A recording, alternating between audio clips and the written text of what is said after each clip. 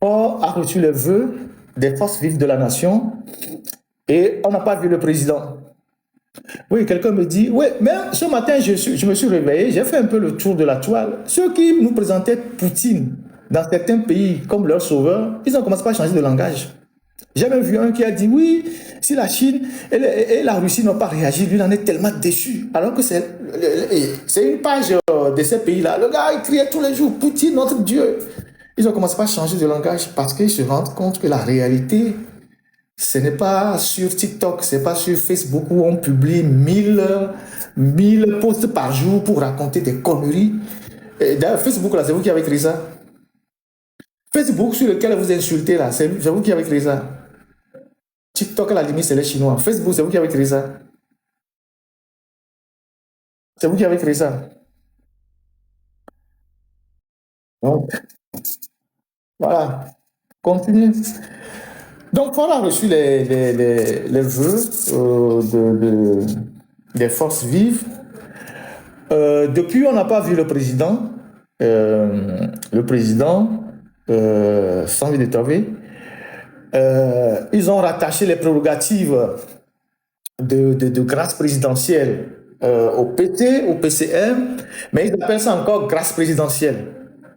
Normalement, on devait appeler ça grâce PCM ou quelque chose comme ça, puisque Ford n'est pas président. Mais ils ont rattaché les prérogatives à Ford Gnassingbé.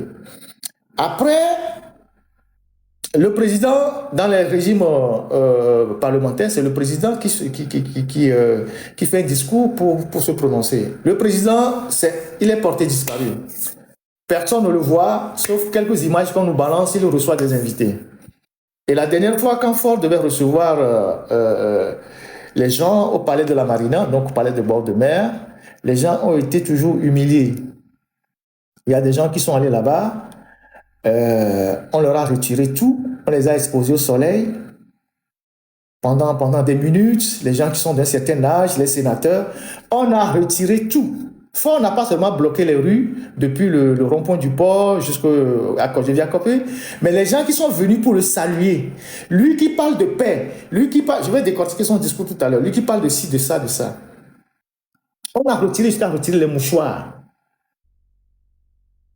Ils ont retiré les sacs, les porte-monnaies, les téléphones portables, même les mouchoirs. Les femmes qui avaient les make-up là, les make-up ont commencé par défigurer leur visage parce qu'ils étaient exposés au soleil. Oh, hokaka ho papier mouchoir. Timbolaro huami. Ato benafort. Et le passage, c'est 10 secondes. Sauf ces femmes. Le passage, pour saluer fort et prendre la photo, c'est 10 secondes. Sauf ces femmes. Puisque vous allez voir qu'avec ces femmes, il y avait beaucoup plus de temps. Voilà. Allez regarder un peu les images pour ceux qui étudient un peu la sémiologie et tout ça. Regardez un peu les images. Avec ces femmes, au moins ça pour au moins 1 minute, un peu moins pour certaines, mais pour tous les autres là, c'est 10 secondes. Donc, vous êtes député, vous êtes ministre, tout a été retiré. Est-ce qu'on peut vivre dans la paranoïa comme ça, dans ton propre pays? Dans la paranoïa. Même papier mouchoir, ils ont retiré. Même papier mouchoir, ils ont retiré.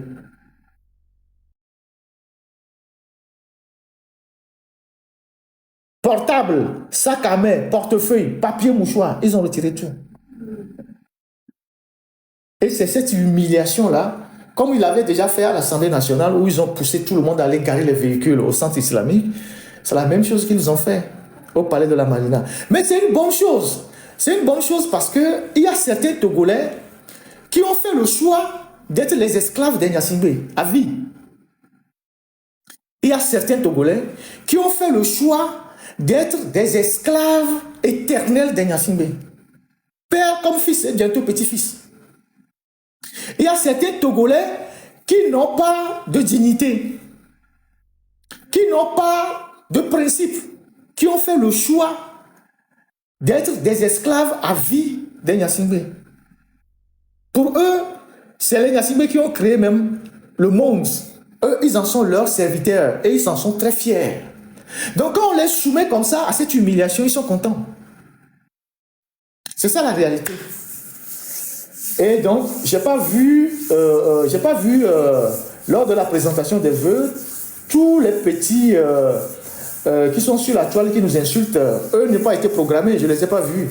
Ou bien leur patron ne connaît pas leur existence. Je ne les ai pas vus. C'était la seule occasion qu'on pouvait les voir saluer le bon Dieu qu'ils sont en train d'aduler.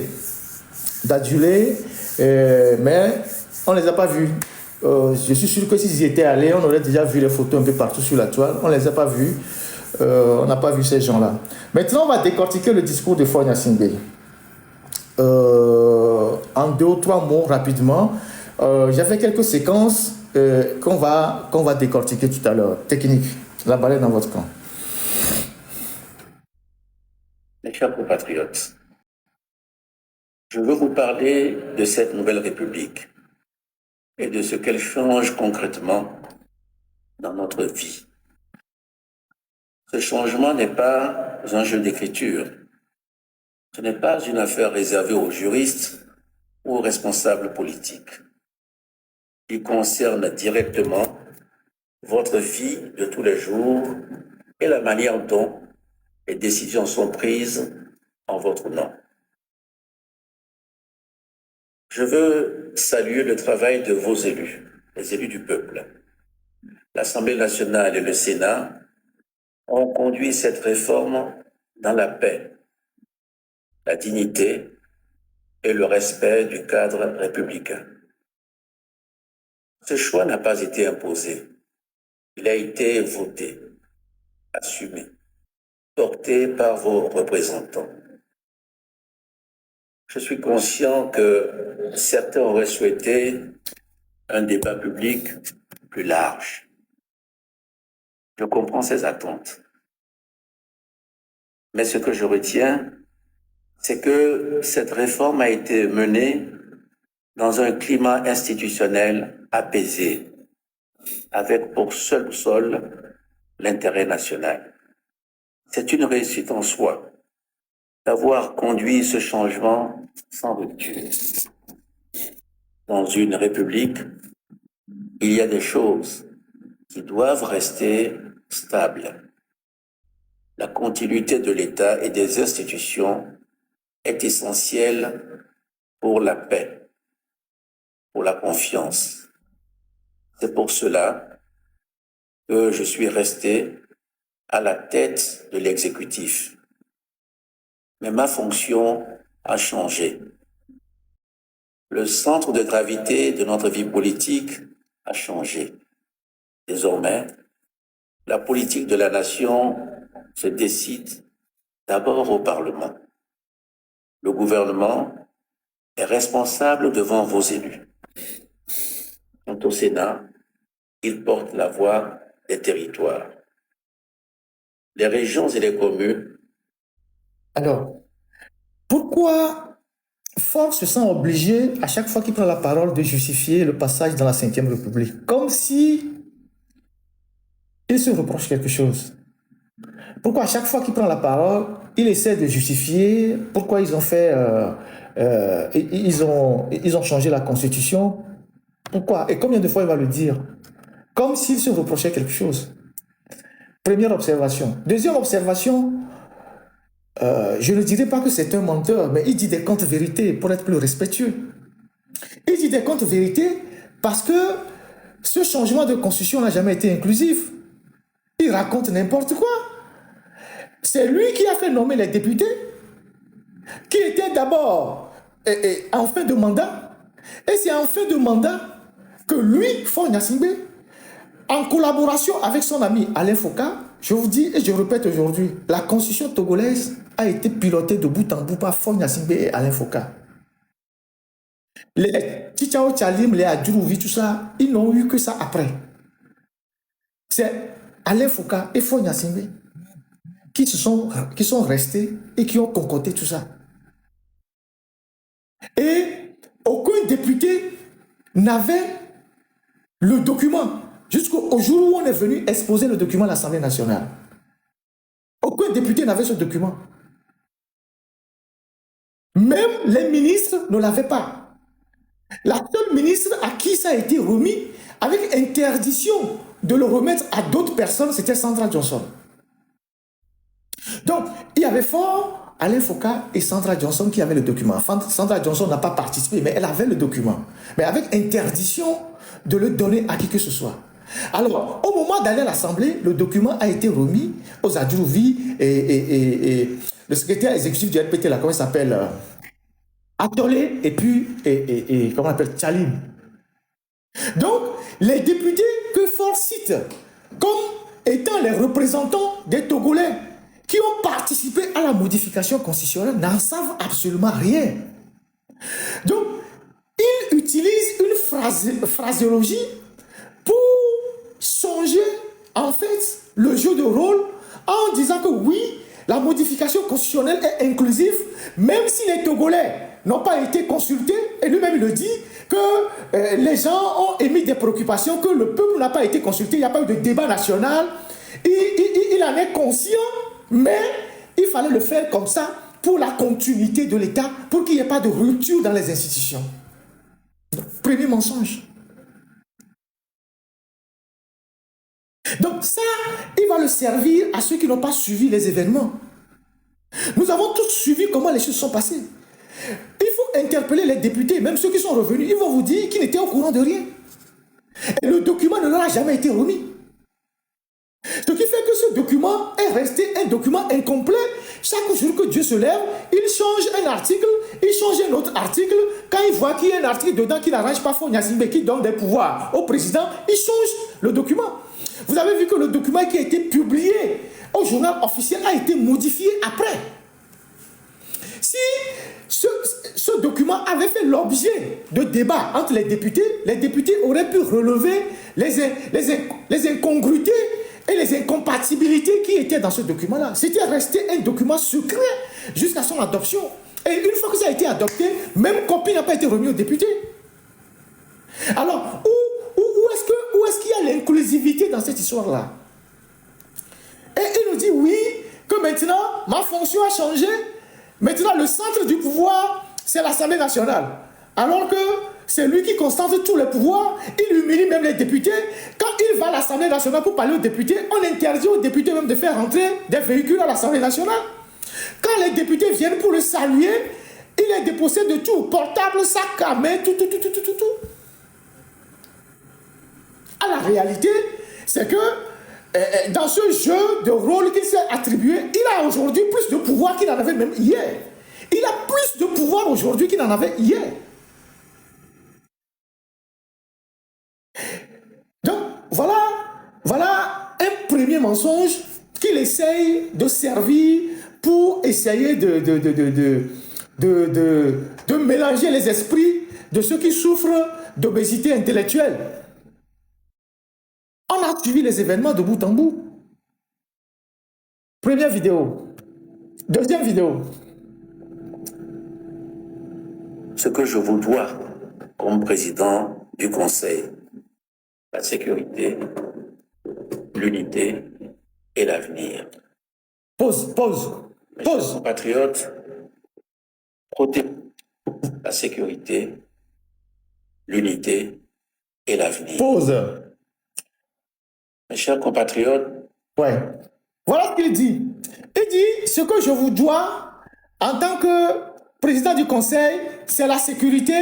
Qu'est-ce qu'il a encore dit?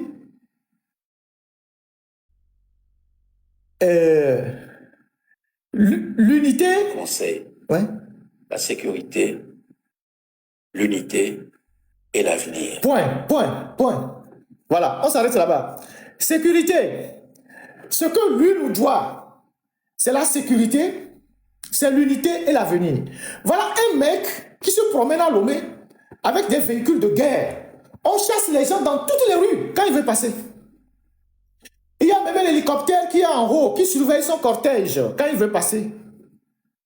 Ça dit, à chaque passage de Faure Gnassingbé dans une rue de Lomé, c'est la terreur.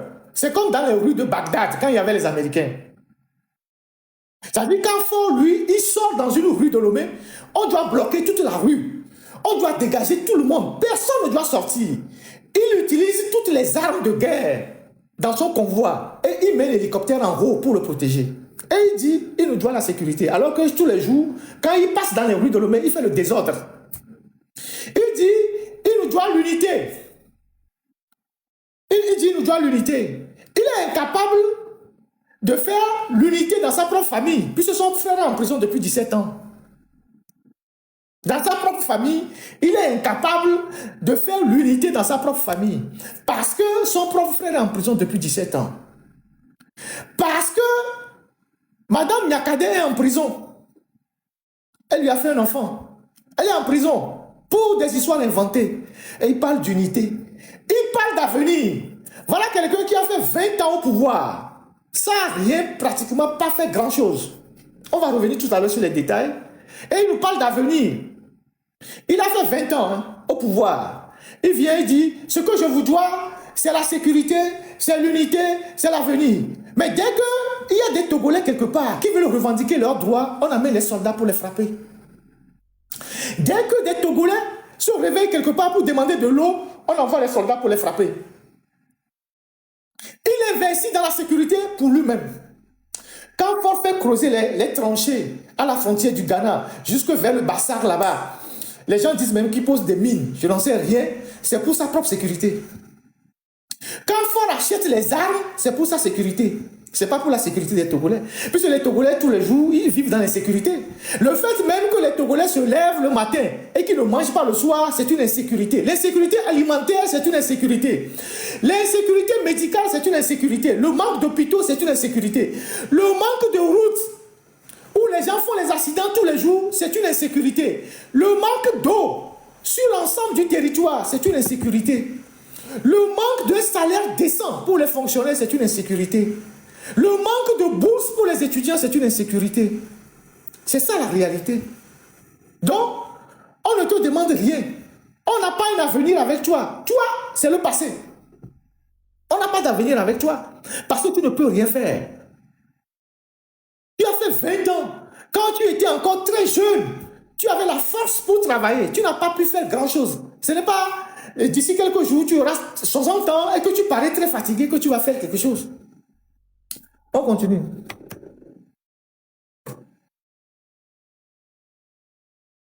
Mes chers compatriotes, protéger, c'est la première responsabilité d'un État.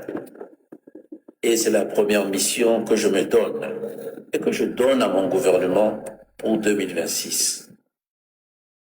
Protéger, c'est bien sûr d'abord garantir la sécurité, celle de nos familles, de nos villages et de notre territoire. Point.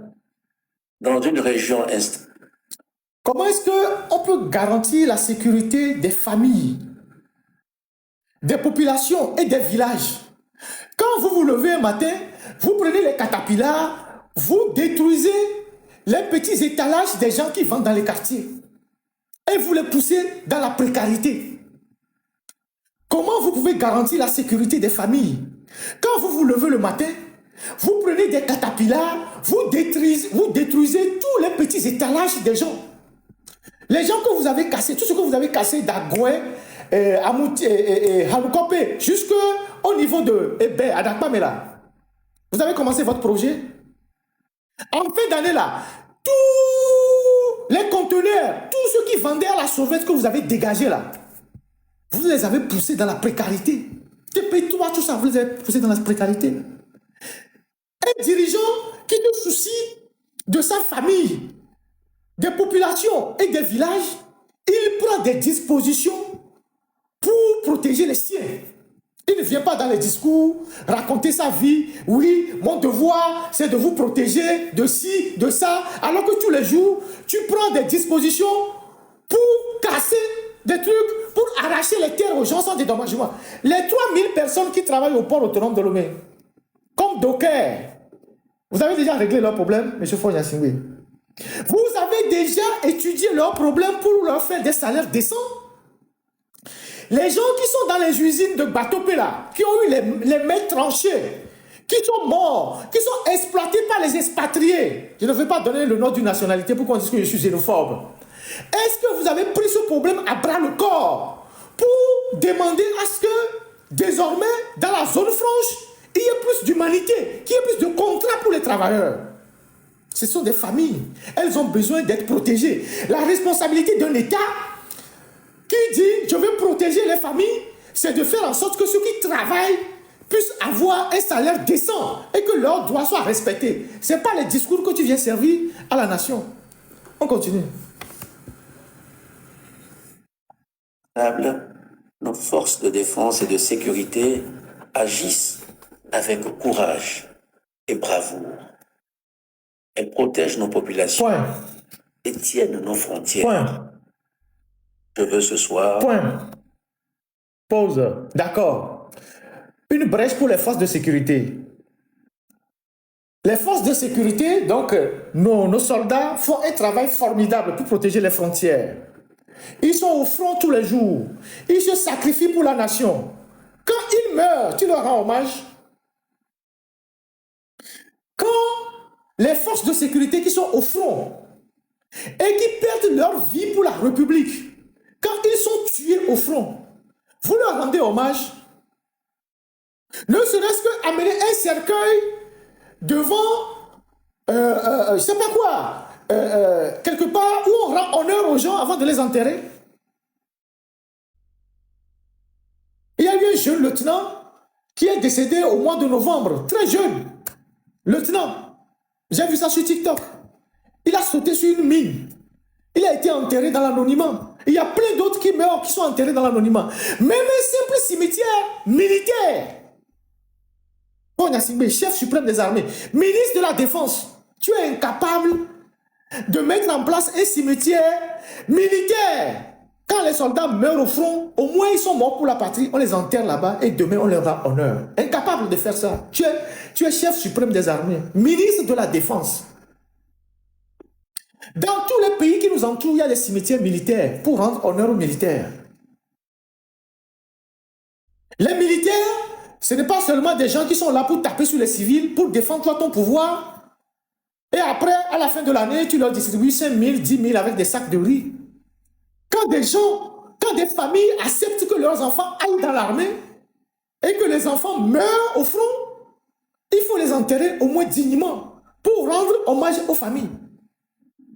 Tu n'es pas capable de construire un cimetière militaire pour pouvoir enterrer les militaires dans la dignité. Et tu viens nous dire que oui, ils sont là, ils défendent la patrie.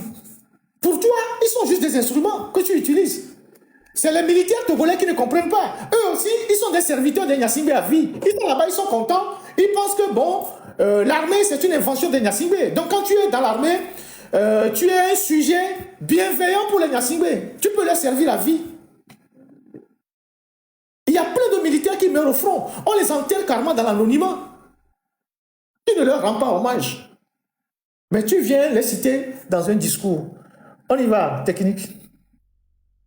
Rendre hommage, ainsi qu'à tous ceux qui, chaque jour, veillent sur notre stabilité.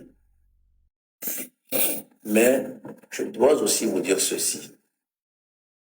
On ne protège pas un pays seulement avec des armes.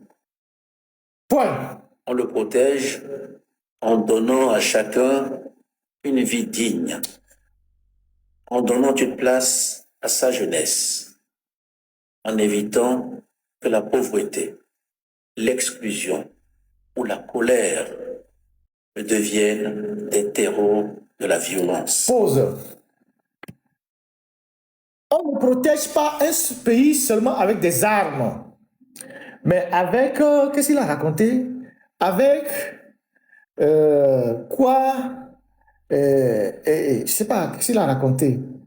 Mais place à sa jeunesse, en évitant, on le protège en donnant à chacun une vie digne, en donnant une place à sa jeunesse, en évitant que la pauvreté, l'exclusion ou la colère. Pause. Il dit, on ne protège pas seulement un pays avec les armes, mais en donnant de la dignité à sa population et tout, et tout, et tout, et tout, et tout, et tout. Il a raconté tout un tas d'histoires. Je ne sais pas qui lui écrit les discours. Hein. Je pense qu'on lui écrit, viens, il lit, il ne sait même pas ce qu'il lit. Et parfois, il lit le contraire de ce qu'il fait. Et visiblement, celui qui lui écrit les discours, il se moque de lui. C'est toi, Faure Gnassingbé, qui achète les armes, qui a multiplié les casernes partout.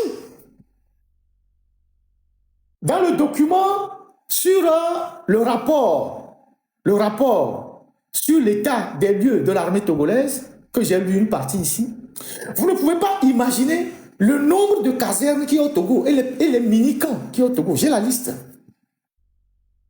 Et tout ça participe à semer la terreur au sein de la population pour que les gens évitent de s'organiser contre le pouvoir. Les petits camps, les brigades de gendarmerie, les lieux de détention secrets, tout ça. Mais c'est lui qui vient nous dire, oui, qu'on ne protège pas un pays seulement avec les armes. Je me souviens qu'en 2000 ou 99, 2000, Eyadema était venu sur le campus. C'est ce jour-là que Eyadema a subi la pire humiliation de sa vie. Et on était au cœur de ça. Quand Eyadema est venu sur le campus, la veille, quand les petits gardes du régime sont venus afficher le communiqué qu'Eyadema allait venir sur le campus, je vous ai dit ça plusieurs fois, on a fait des réunions pour attaquer Eyadema. Mais le matin, à 4 heures, nous, on est restés, certains parmi nous, on était dans l'unité opérationnelle, on est restés sous le château qui est au campus là-bas. C'est là-bas qu'on a défini nos stratégies. On est rentré à la maison dormir un peu. À 4 heures, on était sur le campus. Quand on est arrivé sur le campus à 4 heures, il y avait des chars partout, dans les champs de maïs. Vous savez qu'à l'époque, le campus c'était une brousse, une grande brousse. Les chars étaient partout, les armes, les 12-7, les balles. Et quand tu vois ça, toi-même, tu commences pas à trembler. Et c'est sur champ qu'on a changé nos plans. Et donc, quand on était dans la foule, quand Eyadema parlait, il disait oui, la paix. Les Gnassingbé n'ont qu'un seul mot, hein. Ils tuent. Mais c'est eux qui vous envoient toujours le mot la paix. La paix, la paix, la paix. Mais c'est eux qui arrêtent, qui tuent, qui torturent. Mais ils viennent vous dire, rien ne vaut la paix. Donc Eyadema est venu et il a commencé par raconter ces histoires. Oui, la paix ici. Agboum était Premier ministre. La paix par là, la paix de quoi, et tout. Et nous, dans la foule, on a commencé par crier sur lui. On disait, mais d'accord, mais c'est lui qui tue les gens. C'est lui qui fait réprimer les manifestations sur le campus.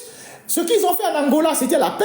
Ce qu'ils ont fait au Libéria, c'était la paix. Ce qu'ils ont fait en Sierra Leone, c'était la paix. On a commencé par crier un peu comme ça. Et je me rappelle qu'Agboum s'est levé, il a pris la parole, il a dit, oui, quand le chef de l'État parle, il faut se taire. On a crié sur lui, il est parti s'asseoir.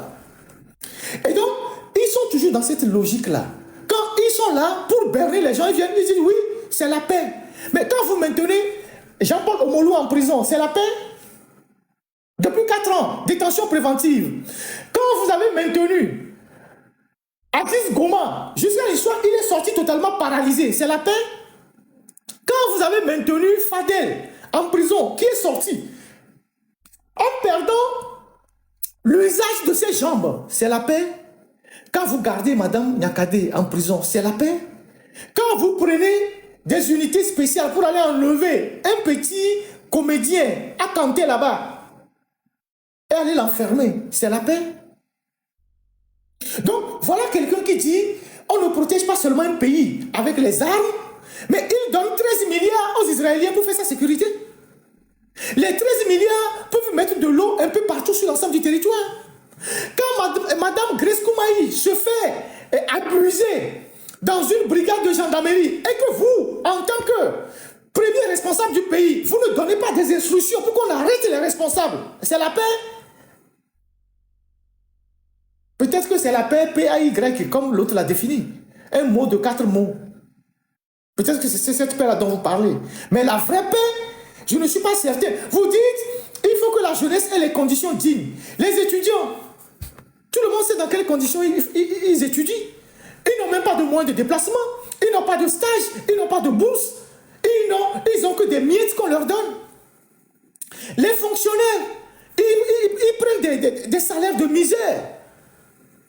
C'est ça, un pays digne, une famille digne, la jeunesse qui est digne. Aujourd'hui, quand tu prends 100 jeunes au Togo, 100 jeunes au Togo, peut-être 90 vont vous dire que leur seul souhait c'est de quitter le Togo. Quand tu prends 100 jeunes au Togo, aujourd'hui, 90 vont vous dire notre seul souhait c'est de quitter le pays. Parce que ce pays n'a plus n'offre plus aucune opportunité. Les jeunes Togolais ont tellement du dégoût pour leur pays que 95% des jeunes disent nous cherchons un moyen pour partir, pour quitter le pays. Un pays où il y a la paix, où il y a les opportunités, les jeunes ne quittent pas le pays en masse. Il m'a été rapporté qu'à l'aéroport de Lomé, jusqu'à une certaine période, quand il y a des vols, maintenant que les histoires des visas se sont arrêtées un peu, mais quand il y a les vols, mais il y a énormément de jeunes qui prennent l'avion tous les jours, qui partent, qui quittent le pays en masse, comme s'il y avait une immigration. Immigration, je ne sais plus. L'un des deux. Le fait de quitter son pays. Donc, il y a tellement de jeunes qui quittent le pays et ça se sent à l'aéroport. Si vous allez chercher aujourd'hui les statistiques à l'aéroport international de Lomé, vous allez comprendre que les jeunes quittent le pays en masse. Et lui, il sort. Comme il est dans le monde des bisounours, il est dans sa bulle. Immigration, merci. Il vient nous dire, oui, on ne protège pas seulement le pays avec des armes, alors que tu te promènes avec les armes tous les jours. Quand tu sors, c'est les armes que tu mets devant. Quand toi tu sors dans la rue, c'est les armes que tu mets devant. Aucun Togolais ne peut approcher fort dans la rue pour lui dire, oh monsieur le président, je voudrais vous dire bonjour. Aucun Togolais. Vous voyez la présidence de Kégué là-bas, même la présidence qui est à la plage, vous ne pouvez même plus vous approcher de 100 mètres ou de 200 mètres. Quand vous passez devant la présidence de Kégué là-bas, entre-temps la rue même a été bloquée. Mais quand vous passez là-bas, vous êtes sur moto ou voiture, vous n'avez même pas le droit de regarder le portail de la présidence. Il faut être droit dans votre voiture. Comme si c'était un lieu que personne ou les citoyens n'ont pas le droit de visiter. Je suis allé plusieurs fois en Afrique du Sud, à la présidence de l'Afrique du Sud. En Afrique du Sud, la présidence est divisée en deux. Il y a un grand jardin, un très grand jardin qui est ouvert au peuple. Les gens qui ont les anniversaires, les réceptions, ils viennent. C'est dans l'enceinte, c'est un complexe. Vous venez dans la présidence là-bas. Vous avez accès à ce jardin-là. Vous pouvez vous amuser comme vous voulez. Et il y a une autre partie qui est fermée pour la population. Au Togo, même à 200 mètres, tu n'as pas le droit de regarder le portail de la présidence. Et il vient nous dire, il parle de la paix. La dernière fois, quand ils voulaient faire leur truc à la marina, à la plage, ils ont chassé tous ceux qui étaient à la plage côté Ibis. Ils ont éloigné tout le monde. Et c'est lui qui nous parle de paix. Il faut déconstruire ce genre de discours. On continue. Ils deviennent des terreaux de la violence. La sécurité vient donc aussi du développement. Elle vient de l'emploi. Elle vient de l'accès aux services essentiels. Elle vient d'un pays où personne ne se sent oublié. Pause. Quand un enfant... Pause. Il dit, la sécurité vient aussi des services essentiels. Dans son propre village, il n'y a pas l'eau. On reviendra là-dessus tout à l'heure. Il fait 20 ans au pouvoir. Dans son propre village, il n'y a pas l'eau. Je l'ai dit plusieurs fois. Après, les gens eux-mêmes font des vidéos maintenant pour dire que chez eux, il n'y a pas l'eau. Et c'est sur l'ensemble du territoire. L'eau, c'est la vie. C'est un service essentiel. Il n'y a pas de centre de santé dans les villages. Il n'y a pas des hôpitaux dignes de ce nom. Même dans Kitalafia, là, certains ont peur même d'aller là-bas. Il m'a été rapporté qu'un baron, sénateur, a fait récemment une crise. On l'a amené à Dr Talafia. L'année dernière, il avait déjà perdu sa femme dans cet hôpital. Il en a gardé de très mauvais souvenirs par rapport à leur incompétence et tout et tout. Et il avait juré qu'il n'allait plus jamais venir là-bas. Mais comme il a fait une crise, donc il était inconscient, on l'a amené là-bas. Dès qu'il s'est réveillé, et on lui dit que c'est ici qu'il est, il a dit, oh, lui part. Il va partir, il va rentrer. Il a quitté, il est rentré à la maison. C'est un vieux baron, c'est pas un jeune, un très vieux baron. Il a déjà perdu sa femme dans cet hôpital-là. Il en a gardé de très mauvais souvenirs. Donc quand il a fait sa crise d'hypoglycémie, je ne sais pas quoi, on l'a amené là-bas. Quand il s'est réveillé, il a vu que on a écrit Dr Talafia. Il a dit, je pars. Donc, pour dire que les infrastructures, les services de quoi il dit là, ça n'existe pas au Togo. Qu'est-ce qui existe réellement au Togo qu'on peut appeler les services de premiers soins, tout ça? Il n'y a absolument rien. Le CHU, c'est un mouroir. On continue. Quand un enfant peut aller à l'école en paix, nous renforçons la sécurité.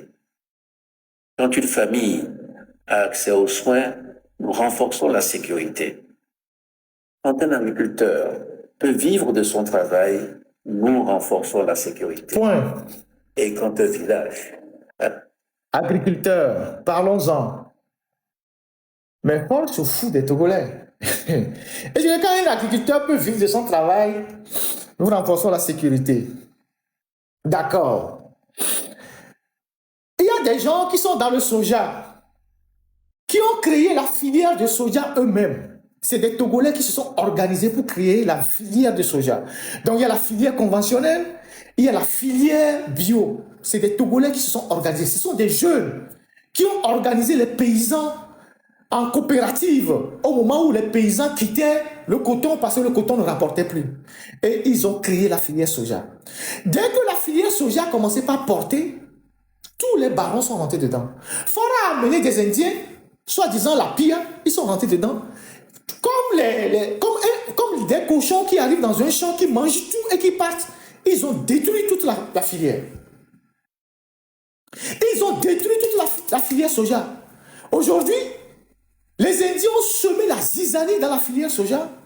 Tous les jeunes entrepreneurs qui organisaient les paysans en coopérative et qui faisaient de la filière soja une filière porteur. Parce que la filière soja, à un moment donné, a fait jusqu'à 50 milliards de chiffre d'affaires. C'est ça qui a attiré l'attention des vautours. Ils sont rentrés dedans. Ils ont détruit la filière soja. Aujourd'hui, je connais beaucoup de producteurs de soja qui ont abandonné la filière. Les paysans dans les villages là-bas, ils sont en train de pleurer parce qu'ils n'ont plus rien à manger. Je vais vous jouer une vidéo sur la filière anacarde qu'ils ont aussi détruit avec les Indiens. Et la vidéo que je vais vous jouer, une fois que vous suivez cette vidéo-là, chacun va tirer ses conclusions. Il y a des gens, des familles à Sokodé qui ont perdu leur emploi à cause de ces étrangers, ces Indiens, ces expatriés que fort et ces raisons ont amené, qui sont rentrés après la filière soja, ils sont rentrés dans la filière anacarde et ils sont en train de détruire la filière anacarde. Vidéo.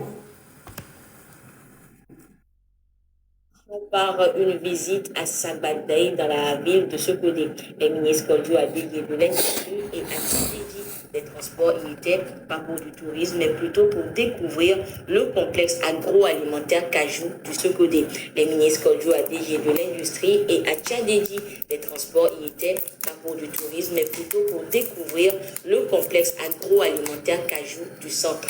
Une usine qui emploie un peu plus de 250 personnes pour la transformation de la noix de cajou. Voyons cela avec Nestor.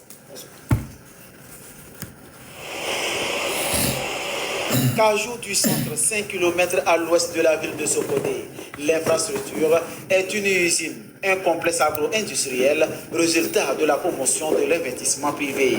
Ici, les noix de cajou suivent une transformation et le produit fini, l'amande biologique du cajou. L'usine vient booster le secteur privé, le gouvernement togolais, pour atteindre des performances économiques mises sur le plan national de développement PND et l'investissement privé, un pilier central de cette relance économique. Nous avons commencé par l'exploitation agricole.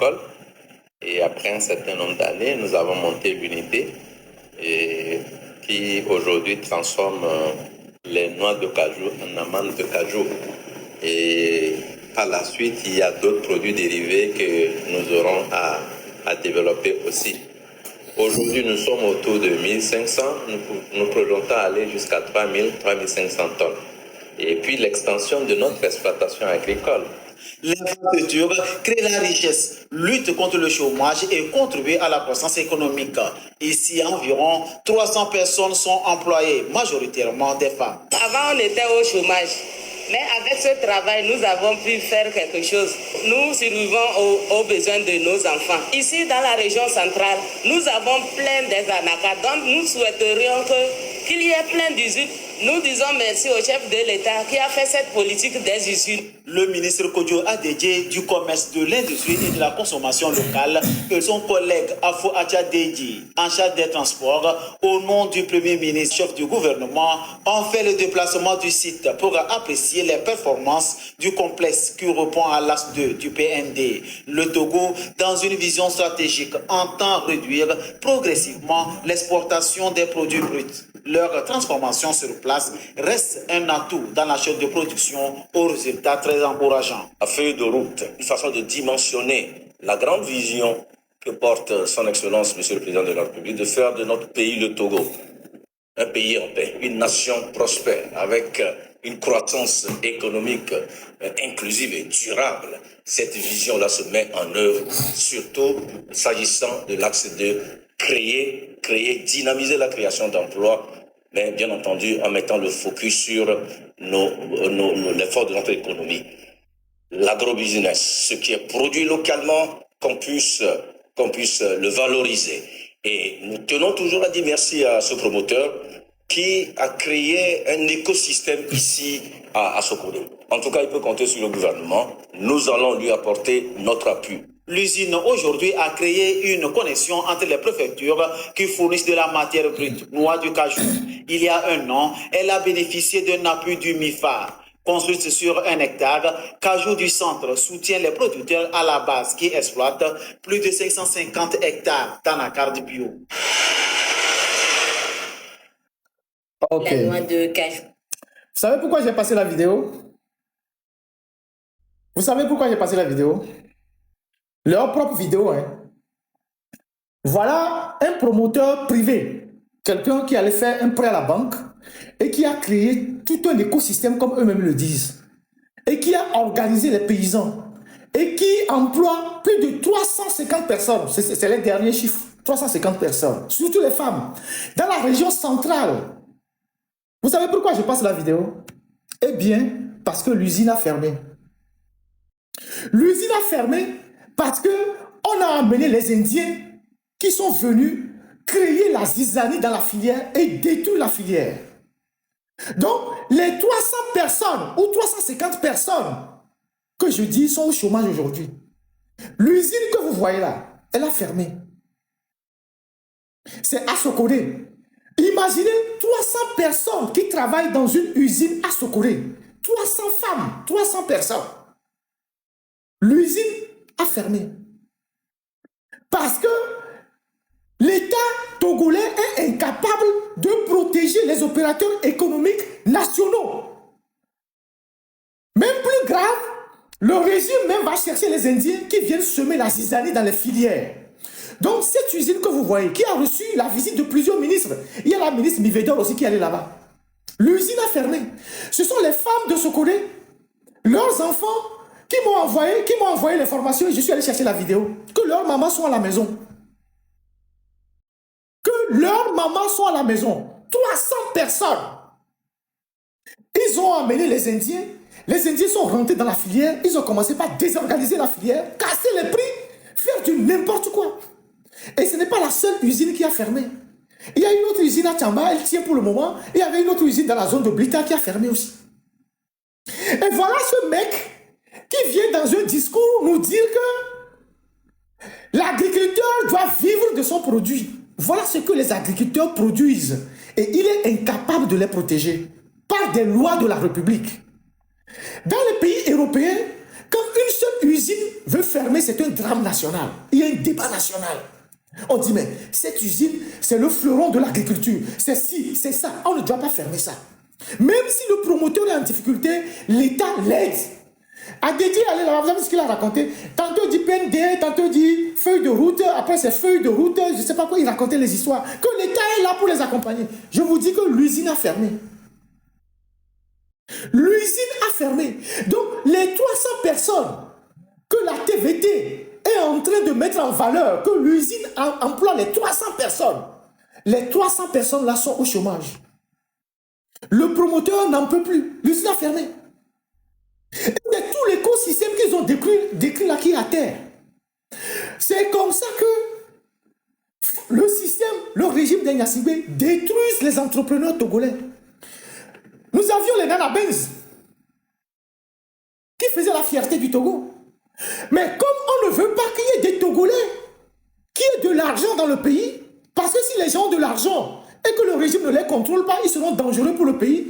Ils sont partis amener les Chinois qu'ils ont mis dans la filière, dans le système d'épargne. C'est les Chinois qui ont commencé par rentrer dans les trucs d'épargne. Ils ont mis les Chinois dans l'épargne. Les Chinois qui sont chez nous, qui devaient être des vendeurs de détail, sont devenus des gros importateurs. Après, ils ont amené les Sahéliens. Les Sahéliens, avant, ce sont nos mamans qui achetaient l'épargne de l'extérieur et leur donnaient en détail. Les Sahéliens sont devenus des gros importateurs de tissus. Les Chinois aussi. Et ils ont affaibli nos grands-mamans qui sont dans le marché. Ils ont, et le comble, c'est qu'ils ont brûlé le marché. C'est ça, un pays qui protège ses opérateurs économiques. C'est ça, un régime qui protège les opérateurs économiques. Ce monsieur qui est de Sokodé, qui est parti faire un prêt à la banque et qui a mis cette usine. Et il avait un champ de plus de 500 hectares. Et il projetait encore d'autres hectares. Aujourd'hui, il a fermé boutique. Les 300 personnes qui travaillaient avec lui à Sokodé sont à la maison.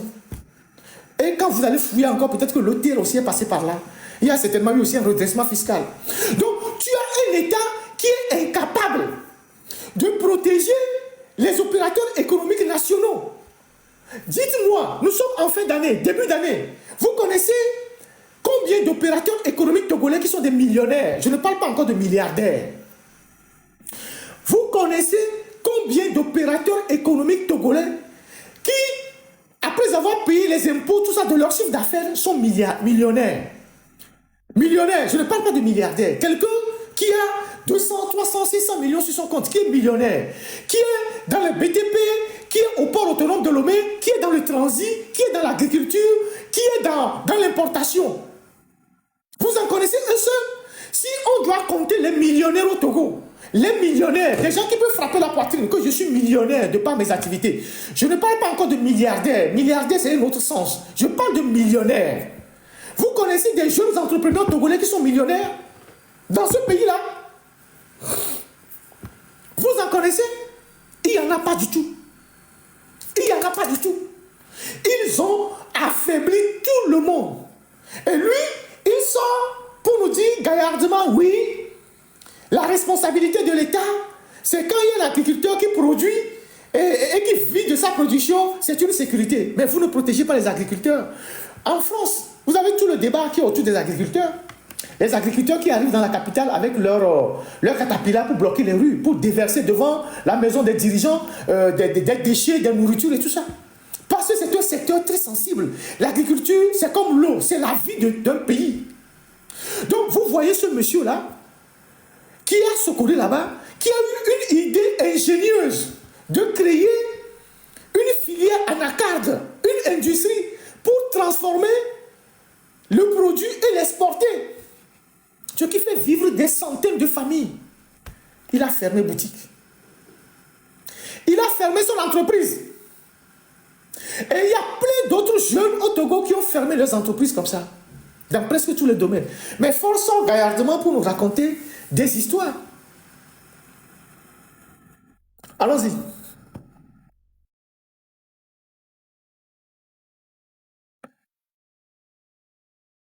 On reprend son discours.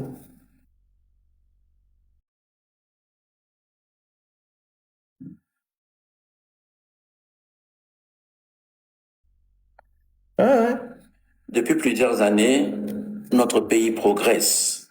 Il progresse en matière d'infrastructure, de stabilité. Et depuis plusieurs années, notre pays progresse. Il progresse en matière d'infrastructure, de stabilité économique, d'intégration. Il dit depuis plusieurs années, notre pays progresse. Il progresse en infrastructure. Vous en connaissez? Qu'il a pu faire sans problème. Il dit que depuis plusieurs années, notre pays progresse en infrastructure. Il a fait l'autoroute qu'il a promis. Il a fait des routes à Lomé. Lomé est l'une des capitales de l'Afrique de l'Ouest aujourd'hui où les rues de la capitale ne sont pas goudronnées, ne sont pas assainies. Alors qu'avant, les autres pays étaient en retard, on avait plus ou moins quelques rues qui sont goudronnées à Lomé, les gens nous enviaient. Aujourd'hui, la capitale togolaise togolaise, puisqu'elle s'est agrandie, Lomé est la seule ville aujourd'hui en Afrique de l'Ouest où il n'y a pas de route dans les quartiers. Quand tu sors des axes, les axes principaux pour rentrer chez toi dans la boue, c'est dans la boue. Donc, il n'y a même pas d'infrastructure. Les rares chantiers que lui-même il a lancés, qui sont à Dakpame, tout ça là, c'est des chantiers qui sont à l'abandon. C'est des chantiers qui sont à l'abandon. Il y a plus de 6 ans qu'ils font la route Lomé-Palimé. Je ne sais pas s'ils ont terminé. Ça fait quoi? 112 km ou 100, combien de kilomètres Lomé-Palimé? 119 km. On peut faire une route de 100 km en 6 ans, 7 ans. Ce n'est pas une autoroute. Ce n'est pas une route à double voie. Les rues d'Akoresewa, partout, c'est à l'abandon. Le contournement qui sort chez Bawara, qui part de Kege, Somayaf et qui sort chez Bawara, c'est à l'abandon. Il a terminé ça. Et c'est lui qui nous dit que le pays progresse en infrastructure. Alors qu'on met les puisards sur la route que lui-même il passe. Peut-être que c'est ça le progrès. La route que lui-même il utilise pour aller à l'aéroport, on met les puisards pour retenir l'eau. Peut-être que c'est ça le progrès. Selon lui. C'est ça le progrès. Il y a des routes qu'on a eu à faire vers Guérékouka. Dans la zone de Bassar, ces routes sont déjà en train d'être décapées. La route n'a pas fait 2 ans. Elle est totalement... des travaux qui ont été faits approximativement. Il y a des gens qui font des vidéos tous les jours pour dire qu'on vient de faire la route, à peine 2 ans, la route est totalement à terre. Et il nous dit que nous progressons. On prend 10 ans pour faire un seul pont. Il nous dit qu'on progresse. Allons-y. Régional de digitalisation. Ces efforts sont réels et ils doivent être reconnus. Nous devons maintenant franchir un cap supplémentaire. Transformer le Togo aujourd'hui, c'est d'abord investir dans notre première richesse. Cette richesse, c'est vous, les Togolaises et les Togolais. Votre éducation, Pause. votre formation professionnelle. Il dit, nous devons investir dans les Togolais parce que c'est la richesse du pays. Il reprend, je reviendrai là-dessus, et que c'est nous. C'est notre éducation, c'est notre ci, notre ça. Mais les seuls qui ont les circuits d'investissement au Togo, ce sont les femmes de Fonya Singwe. Et lui-même 2 ou 3 de ses copains. Aucun Togolais aujourd'hui ne peut investir en toute liberté dans ce pays. Les gens qui sont de la diaspora, que ce soit les États-Unis, l'Europe, le Canada, qui ont amené des projets au Togo, ils sont repartis, ils ont fermé.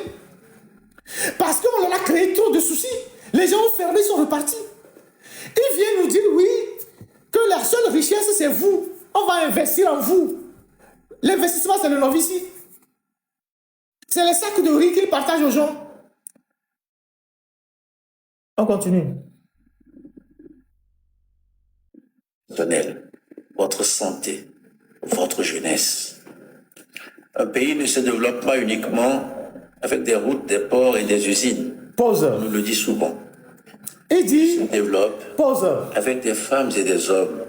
Il dit le pays ne se développe pas. Il dit c'est les jeunes. 95%, même 100% des gens qu'on vient de libérer de prison sont des jeunes. 100% des gens qu'on vient de libérer de prison, ceux qui ont fait 6 ans, ceux qui ont fait 7 ans, ceux qui en sont morts, ceux qui sont paralysés, sont des jeunes. Fonya Singbe. 100% des jeunes des gens que tu viens de libérer de prison, je parle des détenus politiques, ce sont des jeunes. Comment tu as un dirigeant? Dès que quelqu'un n'est pas d'accord avec ta gouvernance, c'est la prison. Dès que quelqu'un sort dans la rue pour manifester, parce que le droit de manifestation est garanti par la Constitution, prison. Dès que les jeunes disent, nous ne sommes pas d'accord, on n'a pas de bourse, on n'a pas de l'eau, on n'a pas ci, prison. Et tu viens, tu nous dis que c'est dans ces jeunes-là que tu investis. Barry Moussa Barké était ministre en 82. Barry Moussa Barké, il était ministre en 1982. Ou même avant. Après le port et tout ça. 40 ans après, il est toujours aux affaires. Et tu viens nous dire que toi, tu veux investir dans les jeunes. Tu veux investir dans les jeunes. Les étudiants qui sont là-bas, qui n'ont pas de bourse, que vous empêchez de s'exprimer. Les jeunes qui sont devenus des émigrants partout, qui cherchent seulement à fuir le Togo. Tu viens dire que votre objectif, c'est d'investir dans les jeunes. Ouais. Allons-y. Capable de créer, d'innover, de construire, de rêver grand. Pause. Se développe Pause. avec des femmes et des hommes. Il dit notre pays, il dit un pays ne se développe pas seulement avec les ports. Et il faut répéter là-bas. Technique. Capable de créer. Non. Là où il dit que ce n'est pas seulement le port, les routes. Construire, de rêver grand. Transformer le Togo, c'est aussi transformer nos territoires. Faire en sorte que l'avenir capable de créer, d'innover, de construire, de rêver votre santé, votre jeunesse. Un pays ne se développe pas uniquement avec des routes, des ports et des usines. Point. On nous le dit souvent. Pause. Un pays ne se développe pas seulement avec le port, les routes, les usines. Tu nous as déjà fait les comptes du port. Un pays ne se développe pas seulement avec le port, les routes, les usines. D'accord. Mais tu nous as déjà fait le point sur les recettes du port. Où sont les recettes du port? Un pays ne se construit pas seulement avec les routes, le port et les usines. D'accord. Bon, où sont les recettes du port? Au moins, on a le port. Au moins, il y a les usines.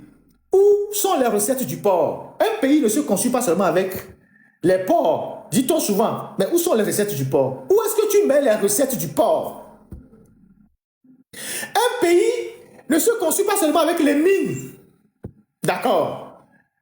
Je demande à la technique de couper cette partie, de laisser cette partie. On va jouer une vidéo des populations togolaises qui se plaignent des dégâts que les mines ont créés dans leur région.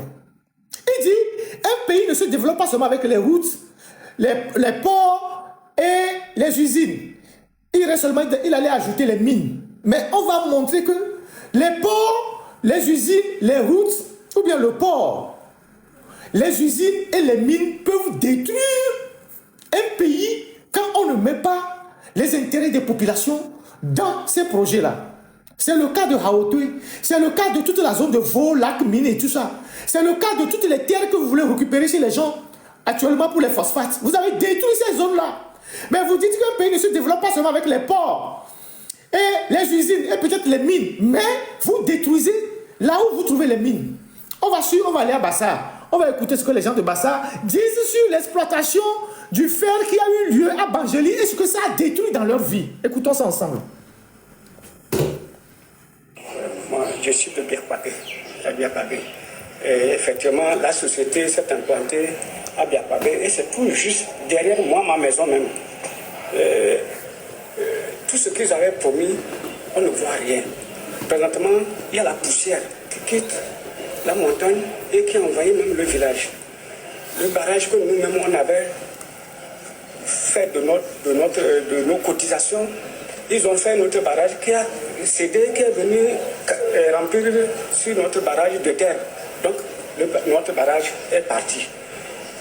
Ni les bœufs, ni les chèvres, même les élèves allaient dans notre barrage pour faire la lessive. Présentement, il n'y a plus d'eau pour laver les choses. Là, c'est là qu'on puisait l'eau pour faire les briques. On ne peut plus en trouver. Maintenant, tout le monde a oublié de s'abattre sur les quelques forages qui sont au village. Et maintenant, les forages aussi, ça se gâte. On n'a pas d'aide. Et eux-mêmes, ils ne contribuent à rien. Les fonctionnaires, les gens qu'ils ont amenés comme ouvriers, ils se logent chez nous. Eux aussi contribuent à gâter nos forages. Alors que la société même ne vient pas en aide. Le dispensaire est là. C'est nous qui avons cotisé pour construire ce dispensaire-là. Hein? Et c'est nous qui payons, qui avons payé ces fonctionnaires-là pendant plus de 6 ans. C'est moi qui ai recruté même l'infirmière à Kara pour amener à Bangeli, à Biapabé. On a payé avant que, maintenant tout dernièrement, le ministère, au moment d'Ao, on a reconnu le dispensaire et on a affrété l'infirmier. La coucheuse, c'est nous qui la payons. Les infirmiers, les 3 infirmiers, c'est nous qui continuons, les dispensaires ne continuent pas à les payer. Et nous, on contribue toujours. Bon, on ne sait pas qu'est-ce qu'il faut. Qu'est-ce qui, dans notre bénéfice, à quoi? Il y a un petit frère qui a fait un forage. Le blanc refuse même que nous, nos parents, aillent puiser dans ce forage-là. Alors que ce n'est pas lui qui a fait le forage. Voyez-vous? Mais finalement, nous, on ne comprend rien. Ils sont venus pour nous aider, bien c'est pour nous terminer encore. Avant l'installation de fer, on était encore mieux que ça. Nos petits frères faisaient des jardins tout le long du barrage. Aujourd'hui, il n'y a plus d'eau pour faire ces jardins-là. Ceux-là, c'était leur moment, c'est-à-dire après la culture, c'est les jardins que les gens profitaient dans ces moments de soudure, c'est-à-dire libre, quoi. Maintenant, il n'y a plus rien. Pas de tomates, pas de gombo, pas de goma, rien. Et c'est ces jeunes-là, c'est ça qui les retenait au village. Mais un jour, ils vont partir tous, faute d'eau. Donc, vraiment, nous sommes venus vous voir pour que vous nous tracez les voies et moyens, comment on peut faire pour au moins aboutir à quelque chose de mieux pour nos populations. Deuxième vidéo, il doit en avoir une deuxième. C'est l'unique.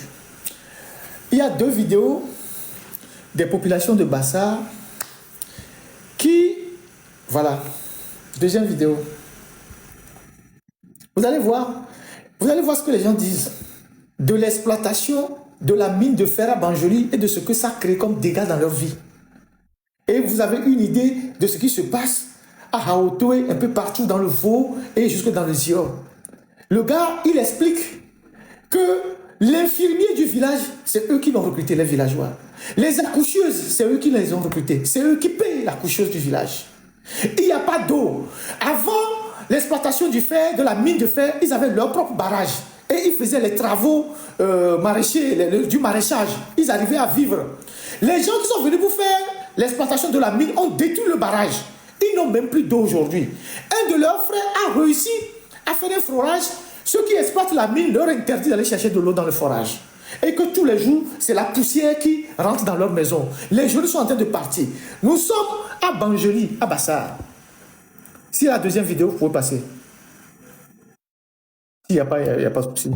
Je regarde les techniciens au téléphone pour voir. Il y avait 2 vidéos.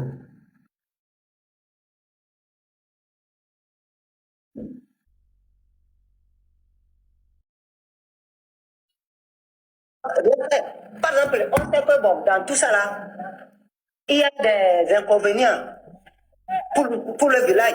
Par exemple, on a des ressources d'eau ici. Tout est taré. On ne peut pas de pompes. Et pour les pompes, les choses mobiles là, normalement ça c'est pour boire. Par exemple, le village, on pouvait électrifier le village. Et actuellement, il ne pleut pas, il y a l'environnement, tout ça là, on souffre. Vous voyez, on a beaucoup d'inconvénients, sincèrement.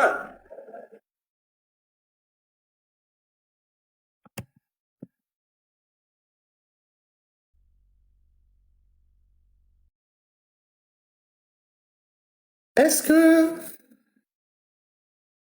Paul Gnassingbé qui nous dit ce n'est pas par les ports, par les routes, par les usines qu'on développe un pays, et donc par les mines qu'on développe un pays, mais pas les humains. Sur le principe, je suis d'accord un peu avec lui. Mais qu'est-ce qu'il fait déjà des mines qui sont exploitées, des recettes des mines qui sont exploitées? Si on ne développe pas un pays par le port ne doit pas être finalement un malheur pour le pays.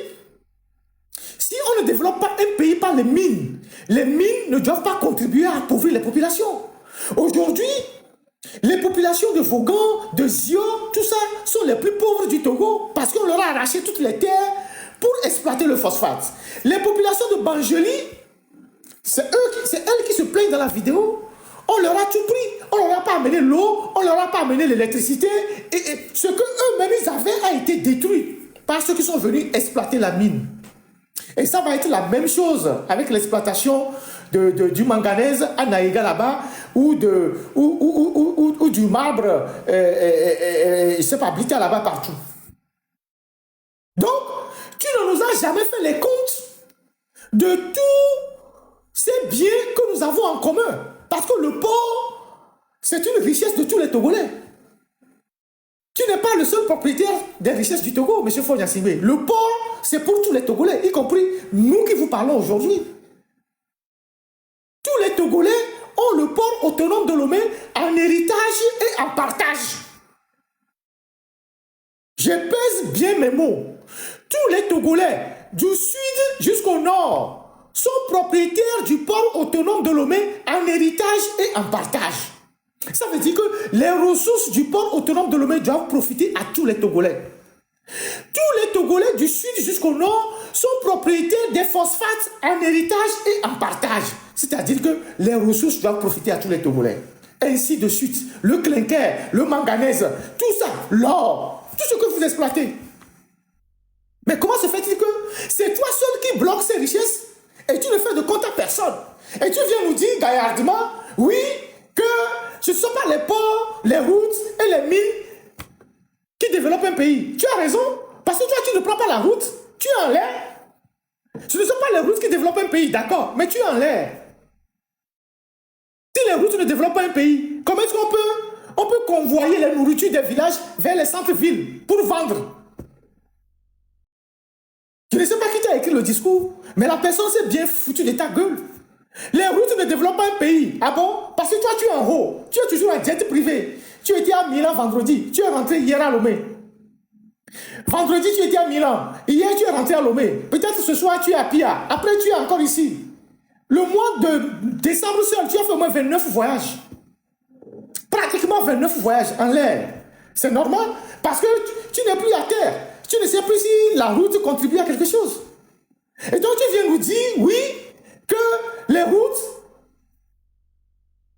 on ne développe pas un pays seulement avec les routes. Ah bon? Comment est-ce qu'on va acheminer les marchandises? Comment est-ce qu'on va acheminer les biens de service si on ne développe pas un pays avec les routes? On va mettre ça sur les dos d'âne. Pas dos d'âne en tant que route, je parle de la bête. On va mettre ça sur les dos d'âne et faire comme au temps de Jésus. C'est ça? Et vous êtes économiste. Il dit, la chute du discours, il dit oui, c'est dans l'humain. Allons-y. Depuis plusieurs années, notre pays progresse. Il progresse en matière d'infrastructure, de stabilité économique, d'intégration régionale, de digitalisation. C'est les Togolais. Votre éducation, votre formation professionnelle, votre santé, votre jeunesse.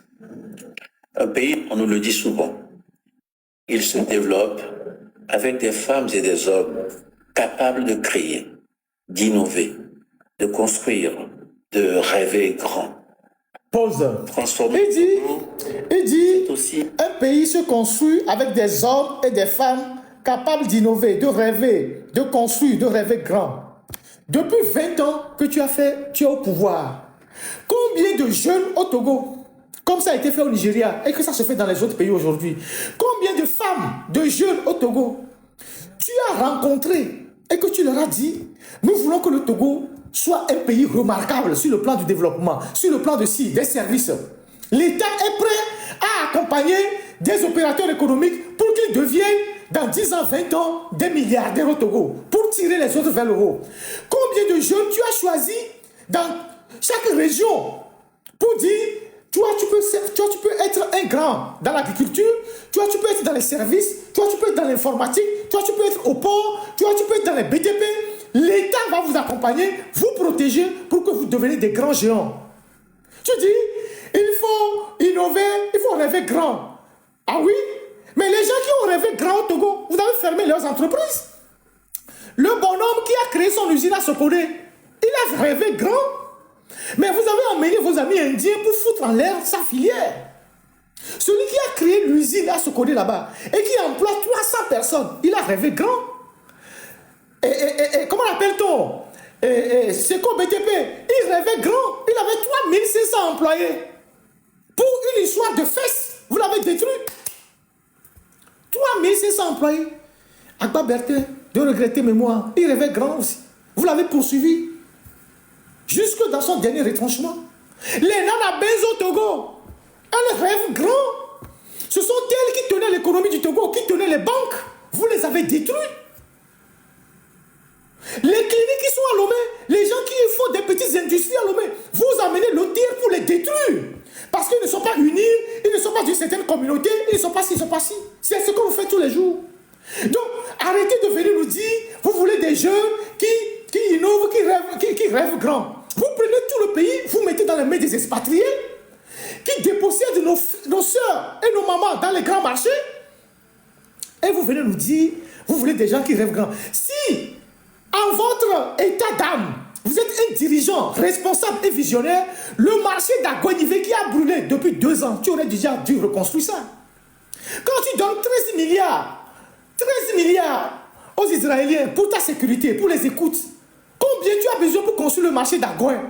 Pour que tous les commerçants qui sont à Agoin là-bas aient de bonnes boutiques pour rêver grand. Tu as besoin de combien pour construire un abattoir à Consimé? Pour éviter que les gens tuent les animaux sur les rails pour aller vendre dans les marchés. Tu as besoin de combien pour demander aux gens de rêver grand? Les jeunes, aujourd'hui, on a des talents au Togo. On a un jeune au Togo, on a plusieurs jeunes au Togo qui fabriquent l'énergie solaire, qui font des plaques solaires. Il y a beaucoup de reportages sur des Togolais. Il y a un jeune Togolais qui fait des drones. Vous les avez aidés? L'État les a accompagnés? Au sorti de la guerre, le Japon et la Corée du Sud, qui n'ont aucune richesse dans leur sol, les dirigeants ont rassemblé un certain nombre d'opérateurs. Ils se sont dit, qu'est-ce qu'on peut faire pour que notre pays brille? Ils ont décidé d'investir dans la technologie. Mais avant la technologie, dans l'éducation. Ils ont mis beaucoup de moyens dans l'éducation. Ils ont rattrapé leur retard. Ils ont dépassé beaucoup de pays. Aujourd'hui, c'est eux qui tiennent les grands groupes technologiques au monde. Samsung, machin, tout ça là, c'est eux. C'est eux. Mais vous venez nous servir des discours pour blaguer les gens. Pour blaguer seulement les gens. Que les Togolais doivent être capables d'innover. Tous les jeunes Togolais qui innovent là, il y a beaucoup de jeunes Togolais là-bas qui sont puissants, qui font dans l'innovation. Ils n'ont personne pour les écouter. Ils n'ont personne. Ils vont dans les ministères, ils trouvent des portes closes. Ils n'ont personne pour les écouter. Les banques ne peuvent pas les accompagner parce que vous avez vendu les banques aux étrangers. Mais Fonia Sibé, tu nous as promis une banque d'investissement dans les 20+. Où est-elle? Tu nous as promis une banque de logement, d'habitat. Où est-elle? 20 ans après. 20 ans après. Tous les Togolais, les jeunes Togolais qui portent des petits projets. Il y a un Togolais qui est rentré là-bas. Il a créé un système de taxi pour aider les gens à Lomé. Vous avez tout fait pour le détruire. Et vous encouragez les motos dans les rues. Et c'est ça innover. Encourager les motos, la médiocrité, tout ça. C'est ça vos innovations. Depuis 20 ans, Fonia Sibé, est-ce que tu as construit une gare routière à Lomé? Une gare routière moderne, dans laquelle quand tu rentres, tu sais que ici c'est une gare routière moderne. À Balepédo, c'est un dépotoir. Arrête d'enfumer les gens. On continue. Comme le Togo, c'est aussi transformer nos territoires, faire en sorte que l'avenir du pays ne se joue pas seulement à Lomé, mais dans chaque préfecture, dans chaque commune, dans chaque village. Je veux que cette transformation en cours devienne visible partout. Pause. Et je veux Pause. qu'elle soit... Et dit le développement, ce n'est pas seulement à Lomé, mais c'est dans chaque préfecture, chaque village. Tu es incapable de goudronner 90% des rues de Lomé. Tu es incapable d'assainir 90% des rues de Lomé. Et tu veux aller développer les villes de l'intérieur. Tu fais comment? Les villes de l'intérieur où il n'y a pas l'eau. Les villes de l'intérieur où les gens ne savent même pas quoi faire. Il n'y a rien. Tu fais comment? Il faut arrêter d'enfumer les gens. Et puis tu parles comme si c'est maintenant que tu es arrivé au pouvoir. Fonia Sibé parle comme s'il vient d'arriver au pouvoir. S'il vient d'être élu président, il parle comme s'il vient d'arriver au pouvoir. Comme si ce n'était pas lui qui avait gouverné les 20 dernières années. Comme si ce n'était pas son père qui avait gouverné les 40 dernières années. Et donc, eux tous, ils font que 60 ans de pouvoir. Je veux que dans les villages, il y a quoi, il y a ci, il y a ça. Mais combien de fois tu vas dans les villages? Pour que le village se développe, il faut que tu sois capable d'aller dans les villages. Combien de fois toi tu vas dans un village au Togo? Ta route, c'est Lomé 2, Pia, Lomé 2, Lomé 2, Europe. C'est tout. Est-ce que tu connais Sagbado? Est-ce que tu connais Adakpame? Est-ce que tu connais Agouene Basito, Magic Beto? Je suis sérieux. Est-ce que Fonyasigbe, tu connais Jack Blé? Est-ce que tu connais Poga, Agbavi, Agbata? Je ne sais pas. Est-ce que tu connais Zangera, Sadira Kopé? C'est toi qui dirige le Togo, hein? Est-ce que tu connais les quartiers que je suis en train de citer là? Est-ce que tu connais? Donnez-moi les quartiers dans les commentaires. Les quartiers un peu qui sont, je ne sais pas, Legba Sito, Sobo Sito, Apé Sito, Yokwe, Djagblé, je ne sais pas où, Bernard Kopé, Togblé Kopé, Zongo, Akato. Est-ce que Fonyasigbe, tu connais ces endroits-là? Tu es président du Togo, hein? Est-ce que tu... Voilà. Est-ce que tu connais ces endroits? Coré, Dagé, Bodjome, Ananissime, je ne sais pas. Goumoukope, est-ce que tu connais ces endroits-là? Tu peux nous dire, les yeux fermés, où se trouve? Tu peux nous dire? Est-ce que tu peux nous dire où se trouve Nanegbe? Est-ce que tu peux nous dire où se trouve Zopomae? Est-ce que tu peux nous dire où se trouve Bodjome, Devikeme? Oudakope? Est-ce que tu connais? Mais tu es au Togo, hein? Tu es le président du Togo depuis 20 ans. Et tu nous dis, oui, je veux que dans les villages, il y ait les développements. Comment est-ce qu'il peut y avoir des développements dans les villages que toi, tu ne connais pas? Parce que toi, ta route, c'est Lomé, Nyamtougou, Pia, Lomé, extérieur. C'est ton chemin, ça. Ton chemin, c'est Lomé, aéroport, Nyamtougou, Pia, Lomé, extérieur. Extérieur, maintenant, ça peut être partout. Comment est-ce que tu peux parler de développement quand tu ne connais même pas les quartiers qui sont dans la capitale? Tu ne sors pas pour rentrer dans les quartiers, pour parler avec les gens, aller dans les quartiers pour voir les conditions dans lesquelles les gens vivent. Les gens qui n'ont pas de route, ils n'ont pas d'eau, ils n'ont pas d'école. Je parle de Lomé. Après, quand on va aller à l'intérieur, il faut arrêter de se foutre des gens.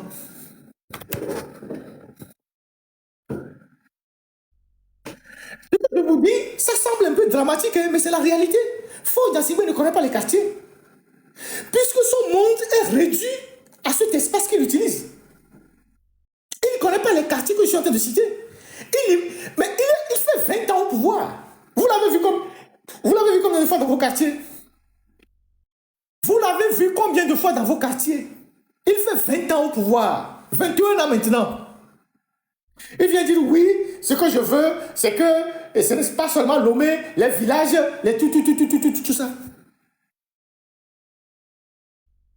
Puisque les femmes même qui sont avec lui ont déménagé des quartiers périphériques, elles sont à la caisse. Donc ça fait que lui, c'est une livraison à domicile. Donc il ne sort même plus dans les autres quartiers. Lui-même, ses femmes ont maintenant trouvé des maisons à la caisse. Toutes les femmes sont à la caisse. Donc c'est une livraison à domicile. Donc il ne sort même plus pour rentrer dans les quartiers pour voir comment les quartiers sont mal organisés.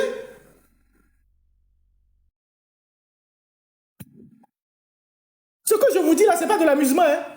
Faut connaître Davier, il connaît Katanga, à la plage là-bas, il connaît je ne sais où là, il ne connaît pas. Tu ne peux pas être chef d'État, président, même si tu te dis aujourd'hui PCM, on sait que c'est toi qui as le pouvoir, et que tu ne peux pas sortir, visiter ton pays, rentrer dans les quartiers, aller voir comment les gens vivent dans les quartiers. Tu ne connais pas Kagome, tu ne connais pas Adakpame, tu connais Zongo.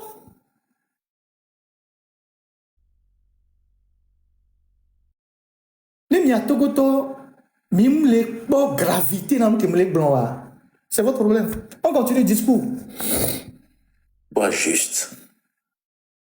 Je veux qu'elle bénéficie à toutes les catégories sociales, aux femmes qui portent l'économie informelle, aux jeunes qui portent l'innovation, Pause.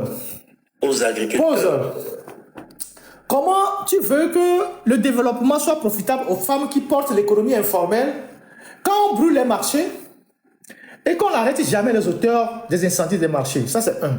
Deuxième chose, comment tu veux que les femmes qui portent l'économie informelle, parce que l'économie informelle au Togo, c'est autour de 70%, ou 75% même. Comment tu veux que les femmes qui portent l'économie informelle puissent s'épanouir quand le marché d'Agoué, par exemple, a brûlé? Et depuis 2 ans, tu ne t'es jamais rendu sur le site. Tu ne t'es jamais rendu sur le site, sur le marché d'Agoué qui a brûlé. Tu n'es jamais allé sur le site pour voir pourquoi le marché a brûlé. Qu'est-ce qu'on peut faire pour reconstruire rapidement ce marché-là, pour que ces femmes-là puissent se mettre au travail pour le bonheur que tu es en train de dire dans ton discours? Comment est-ce possible que les femmes qui sont dans l'informel vont s'épanouir quand le lieu de travail des femmes brûle? Tu es incapable depuis 2 ans de leur construire ça. Les femmes qui sont dans les marchés, tu dis que c'est elles qui tirent l'économie informelle. Il faut les aider. Comment tu peux les aider quand un marché a brûlé à Agoué là-bas, un grand marché? Tu ne t'es jamais rendu sur le site. Au contraire, ce sont les victimes qui sont venues te rendre visite à toi, dans ton palais. Et depuis 2 ans, tu n'as jamais déroulé un plan pour reconstruire rapidement ce marché, pour permettre à ces femmes de reprendre le boulot, pour apporter leur contribution à l'économie. Allons-y. Et tu parles des jeunes. Tu parles des jeunes, que les jeunes qui innovent. Le campus, c'est ton voisin. L'université, il n'y a que la route qui te sépare avec l'université de Lomé. La route, le boulevard Nassimbe Yatema, c'est la seule rue qui te sépare de l'université de Lomé. Pendant 20 ans, tu n'y as jamais mis pied. Tu n'as jamais mis pied sur le campus universitaire pendant 20 ans. Ne serait-ce que pour aller tenir un débat avec les étudiants sur les enjeux du monde aujourd'hui, les enjeux de développement, la technologie, les réseaux sociaux, l'intelligence artificielle. Mais ce sont tes voisins. Même à Kara là-bas, il y a le campus nord qui est à Pia. Donc tu es aussi voisin du campus nord à Kara. Et tu es voisin du campus sud, à Lomé.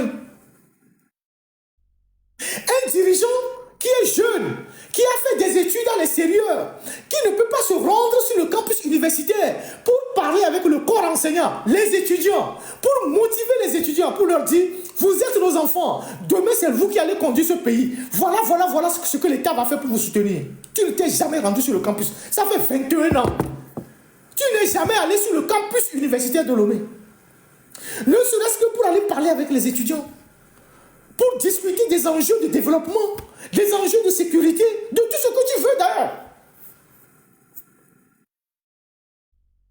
Jamais. Pendant 21 ans. Donc tu trouves normal que toi, chaque matin, tu passes devant le campus universitaire depuis 20 ans et tu n'y as jamais mis pied. Ne serait-ce que pour regarder l'intérieur, pour voir comment les étudiants étudient, dans quelles conditions. Est-ce qu'ils ont tout? Ils ont Internet, ils ont les locaux, ils ont ci, ils ont les amphis. Jamais. Mais tu es le voisin. Quand tu vis chez toi, tu regardes le campus. Quand tu es chez toi, à Lomé de là-bas, tu regardes le campus. Mais jamais tu n'y as mis pied. Vous trouvez normal, chers Togolais qui m'écoutez, vous trouvez normal qu'un dirigeant qui est en plus un voisin immédiat d'une université et n'y a jamais mis les pieds. Juste pour s'entretenir avec les étudiants. Mais il nous parle de jeunesse. Ceux qui sont sur le campus, là, ce sont nos enfants. La génération des enfants qui sont au campus, c'est 16 ans, le bac, 15 ans, le bac. Ce sont nos enfants. Ce sont nos enfants. Tu ne vas même pas là-bas de façon décontractée pour s'amuser avec eux, leur parler, les faire rêver en disant, mes enfants, l'avenir c'est vous, étudiez, restez assidus à l'école, l'État va vous accompagner. Jamais tu n'as mis pied.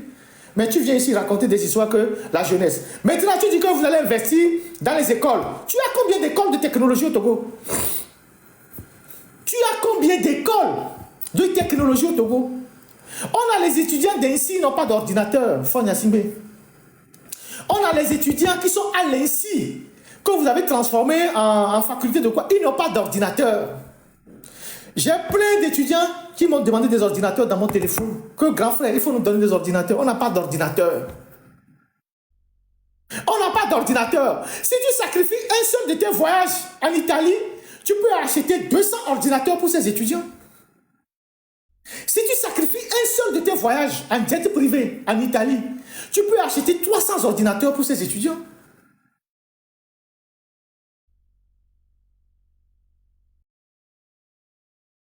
On continue. L'innovation aux agriculteurs qui nourrissent la nation, aux entrepreneurs qui créent de l'emploi, aux travailleurs qui bâtissent le pays, aux personnes vulnérables qui ne doivent jamais être oubliées. Pause. Vous avez l'impression qu'il parle du Togo? Aux entrepreneurs qui bâtissent le pays. Vous connaissez combien d'entrepreneurs qui emploient des gens? Vous connaissez combien d'agriculteurs? Enfin. Technique. Est-ce qu'il y a encore une autre vidéo? Bien, on a une séquence. Quand je cherche des financements plus justes, c'est pour construire des routes, des écoles, des centres de santé, des hôpitaux. Pause. Répète. Quand je mobilise des investisseurs... Pause. Il dit quand je cherche des financements, on peut écouter ça. Il dit quand je cherche des financements, on peut répéter technique. Quand je cherche des financements plus justes, c'est pour construire des routes, des écoles, des centres de santé, des hôpitaux. Quand je mobilise des investisseurs, c'est pour créer de l'emploi ici, dans notre pays. Quand je fais entendre la voix du Togo, c'est pour obtenir des règles plus équitables, alléger le poids de la dette et renforcer notre sécurité. Je vous sers ici, à travers mon gouvernement et les priorités que nous nous sommes fixées. Je vous sers aussi à l'extérieur, avec la même énergie, pour répondre à vos besoins quotidiens, la sécurité, l'emploi, le coût de la vie, les services essentiels. Togolaises, Togolais, mes chers compatriotes, protéger, rassembler, transformer. Point. Pause. Voilà. Protéger, rassembler, transformer. Ça fait quoi? RPT. C'est ça? Protéger, rassembler, transformer. Ça fait quoi? RPT. C'est ça, non? C'est le RPT, non? Protéger, rassembler, quoi? Ça fait RPT. C'est ça, non? Oui. Voilà un monsieur qui nous dit: quand je mobilise les investisseurs, c'est pour faire les routes. Quand je fais ci, c'est pour faire ceci, c'est pour faire ça. C'est quoi le poids de la dette au Togo? Et qu'est-ce que nous avons fait avec la dette par rapport à ce qu'on a investi? Le Togo était dans le programme PPTE avec Humbo. Il y a de l'argent qui nous a été retrocédé, beaucoup d'allégements qui nous ont été faits. Avant le PPTE, on était dans une situation économique très difficile. Il y avait un marasme total. Mais le programme PPTE a permis de redonner confiance aux investisseurs. Dès que l'argent commençait pas à couler et qu'on nous a fait de l'allègement, il a commencé par faire la bamboula. Et on est retombé dans le cycle de la dette. Et aujourd'hui, nous sommes à plus de 4 000 milliards. Et donc, cette dette-là, on ne sait pas à quoi ça ressemble. On ne sait pas à quoi ça a contribué, cette dette-là. Sans compter la dette intérieure.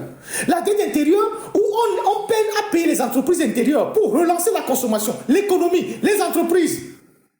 Tu viens nous dire que oui, quand toi tu voyages, c'est pour le bien des Togolais que tu voyages. Tu étais en Italie samedi, tu étais en Italie mercredi, tu es rentré dimanche et tu es rentré hier. Tu nous as fait un compte rendu. Tu faisais quoi en Italie? Tu étais en Italie, après les vœux que tu as reçus, tu es parti en Italie. Quand on a fait le tracking de ton avion, tu es parti en Italie, à Milan. Tu es rentré hier. Bon, tu allais faire quoi en Italie? Rends-nous compte. Tu as mobilisé quel investisseur en Italie? Le mois passé, tu as fait au moins Minimum 20 voyages. Tu nous as rendu compte? Est-ce que tu nous as rendu compte des voyages que tu as eu à faire? Parce qu'un seul voyage, au moins il faut mobiliser plusieurs dizaines de millions pour un seul voyage.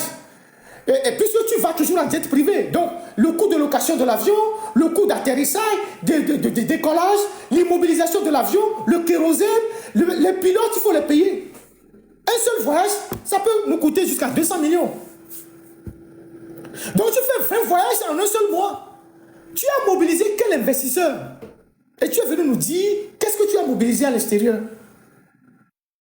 Sylvanus Olympio de regretter, mais moi, quand il partait en voyage, dès qu'il arrive à l'aéroport, il rencontre au peuple. Je suis allé ici, voilà ce que je suis allé discuter, et ça promet pour le peuple.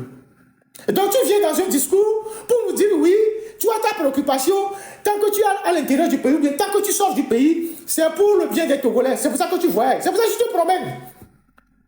Mais les autres ne se promènent pas comme ça, mais ils développent leur pays. Les Ouattara, les John Mahama, les Patrice Talon, ils ne voyagent pas, mais ils développent leur pays. Comment ils font? Ils ne voyagent pas, ils développent leur pays, et toi tu te promènes, mais rien ne change chez nous, alors que tu endettes le pays. Tu as endetté le pays jusqu'à 2075.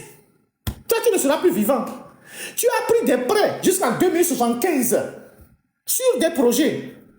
Tu as pris des prêts sur des projets jusqu'en 2075. 2075. Tu as pris des prêts jusqu'en 2075. Et tu fais les comptes à qui? Parce que le Togo, ce n'est pas ta propriété privée. Il faut qu'on le lui rappelle. Les Togolais sont tellement dans une extase, dans une bulle que certains Togolais pensent que le Togo, c'est un territoire qui appartient au Gnassingbé. Mais non, le Togo, c'est pour les Togolais. Faut Gnassingbé, bien élu, mal élu, il n'est qu'un serviteur. Et il doit rendre compte de ce qu'il fait, de l'argent du pays. Technique. Notre chemin pour l'année qui vient, c'est le socle de notre action. Il guidera chaque décision, chaque programme, chaque effort de votre gouvernement. Je veux une République qui vous protège mieux, qui nous rassemble davantage, qui transforme plus vite notre pays.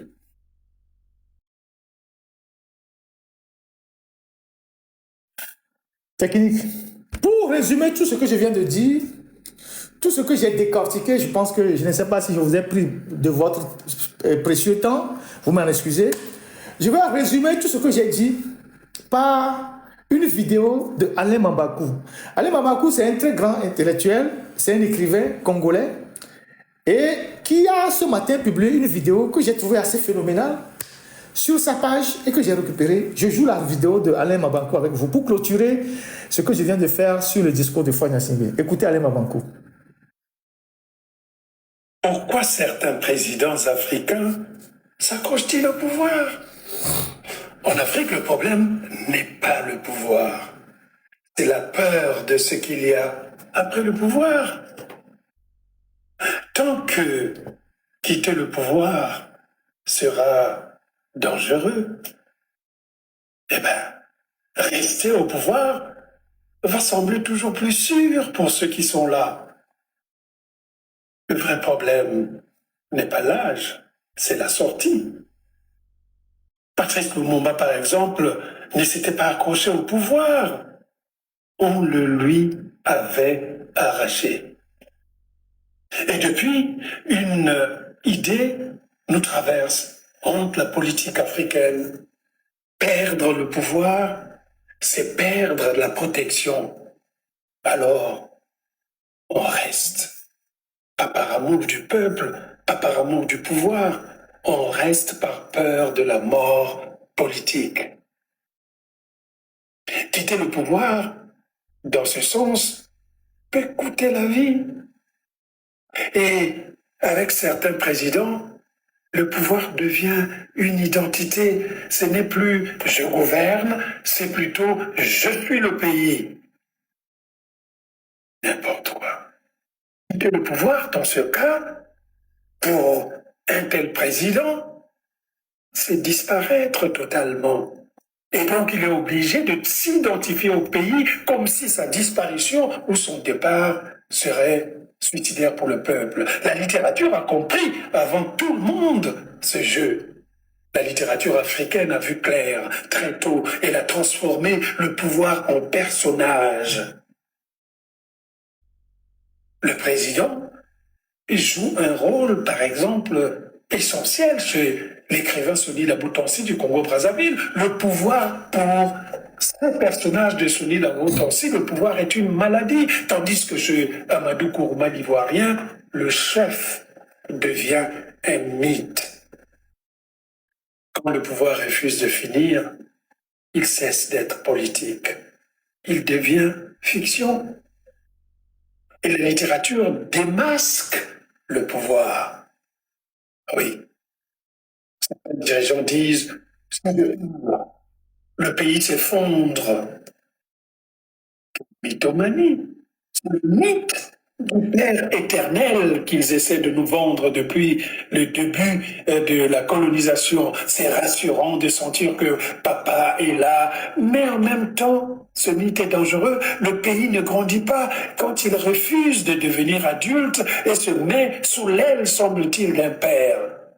Le danger, celui-là, le danger de l'homme providentiel. Mais aujourd'hui, une jeunesse africaine se lève, elle ne veut plus de sauveurs, elle veut des règles, elle veut des institutions, elle veut des limites. La vraie question n'est plus qui va nous sauver, mais comment empêcher qu'un homme devienne irremplaçable? C'est la nouvelle question, probablement la question qui persiste. Mais, on le sait, un pouvoir qui ne sait pas finir finit toujours mal. Toujours. Merci Alain. Mabankou, un pouvoir qui ne sait pas finir, finit toujours mal. Et malheureusement, c'est ce qui va arriver à Faure Gnassingbé. Un pouvoir qui ne sait pas finir, finit toujours mal. C'est ce qui va lui arriver.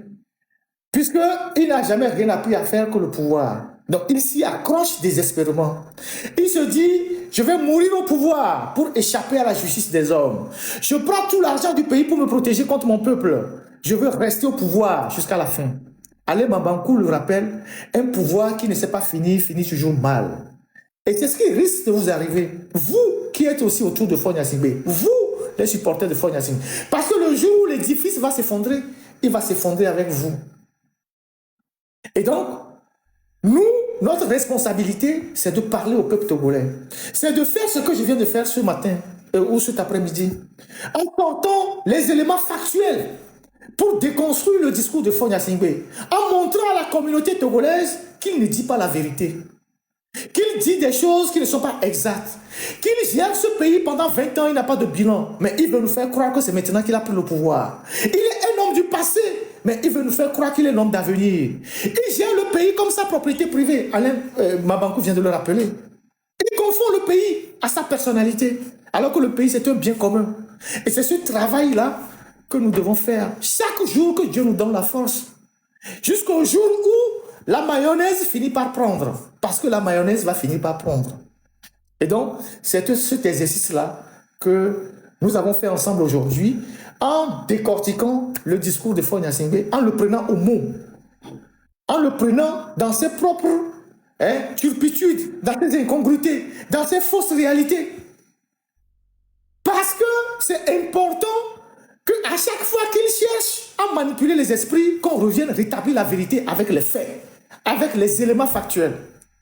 C'est ce travail qui devait être fait sur le terrain depuis des années, mais qui n'est pas fait par les acteurs. Et c'est ce travail-là qu'on fait. Et c'est ce travail-là qu'on doit continuer par faire, qu'on doit intensifier. Parce Parce que pour le moment, c'est la seule arme qu'on a pour mobiliser les Togolais. On était plus de presque 13 000 sur YouTube. C'est plus qu'un meeting. On était plus de 4 000 sur TikTok. Combien je suis Facebook, je ne sais pas. C'est tout un meeting. C'est plus qu'un meeting politique. Mais le plus important, c'est que le message passe. Quand je vais parler des gens qui sont en Bassa, ça concerne les gens qui sont dans les localités là-bas. Ceux qui n'ont pas suivi les vidéos en direct, ils vont suivre la vidéo. Ils verront que Ferdinand parle d'eux. Quand je vais parler des gens de Haoto, ils comprendront. Quand je vais parler des gens de Dapon, ils comprendront. Quand je vais parler des gens de Kara, les gens de Sokone, les gens, ils comprendront. Et c'est tout ça qui participe à la conscientisation, à la mobilisation. Il y a des gens qui sont là, qui disent, oui, pourquoi Ferdinand, on l'aime tant? On l'aime parce qu'il parle des vrais problèmes des gens. Quand je parle des problèmes des 3000 dockers, ils sont 3000 dockers, ce ne sont pas mes parents. Mais je prends leurs problèmes à bras le corps et je parle d'eux. Donc, on n'a pas le temps pour rentrer dans les histoires de personnes, de conneries, tout ça. C'est ça qui est le plus important. Aujourd'hui, le travail qui doit être fait à travers la puissance qu'on a, c'est ça. Parler des problèmes des gens. Celui qui est à Bassa, il va être content que je parle des difficultés qu'il rencontre là-bas. Parce que par ma voix, peut-être quelque chose va changer dans sa vie. Celui qui est au port de Lomé, pareil. Celui qui n'a pas de route, je ne sais où, pareil. Celui dont on exploite les mines quelque part, c'est pareil. C'est ce travail de débroussaillage qui n'a jamais été fait. Et qui fait qu'aujourd'hui, nous sommes obligés de repartir à zéro. Mais soyons rassurés, on va y arriver. C'est d'ailleurs pourquoi le régime, il multiplie les actes hostiles, parce qu'il sait que moi j'ai compris. Il sait que moi j'ai compris. Et ils savent que ce que je fais est très dangereux pour eux. Est plus dangereux pour eux que tout ce que les gens font. Et donc, c'est ce travail-là qu'il faut faire. Et c'est ce travail-là qu'il faut continuer par faire. Donc, je vous souhaite une très, très bonne année. Meilleurs vœux à vous. Je voudrais vous dire aussi, pour ceux qui nous suivent, que dans la vie, et il faut l'apprendre. Je vous ai joué une vidéo la dernière fois. Tout le monde ne peut pas vous aimer dans la vie. Et vous n'avez pas besoin que tout le monde vous aime. Vous n'êtes pas le mari ou la femme de quelqu'un. Jésus n'a pas fait l'unanimité, Mahomet n'a pas fait l'unanimité, Bouddha n'a pas fait l'unanimité, personne ne fait l'unanimité dans le monde. Mais à partir du moment où vous avez le sentiment ou la certitude que la majorité de ceux pour qui vous êtes au service vous disent que vous êtes sur le bon chemin, vous faites un travail formidable, continuez sur ce chemin-là. Les colibés, les racontars, tout ça, vous n'avez aucun temps à vous occuper de ces gens-là. J'entends beaucoup de gens qui racontent des histoires. Il y a un qui a appelé quelqu'un qui commence par lui dire, ouais, il faut faire attention à Ferdinand, tout ça. Vous faites très attention. Moi, je ne suis pas votre camarade, hein. Et je ne m'occupe pas des affaires des autres. Moi, je viens parler au peuple togolais. Si vous ne voulez pas vous occuper de vos organisations, de vos partis politiques, de je ne sais pas qui vous êtes, si vous me provoquez, le jour où je sors sur vous là, parce que je sais me bagarrer, hein. Je sais me bagarrer, hein. Et j'ai tellement de balles. J'ai tellement de munitions contre des gens. Donc ceux qui font les petits malins là, qui font les petites allusions dans leur truc là, le jour où je vais décider de vous descendre vos leaders là, vous n'allez pas tenir debout, hein. Parce que pour le moment, moi je n'ai pas ce temps-là. Ce n'est pas notre objectif.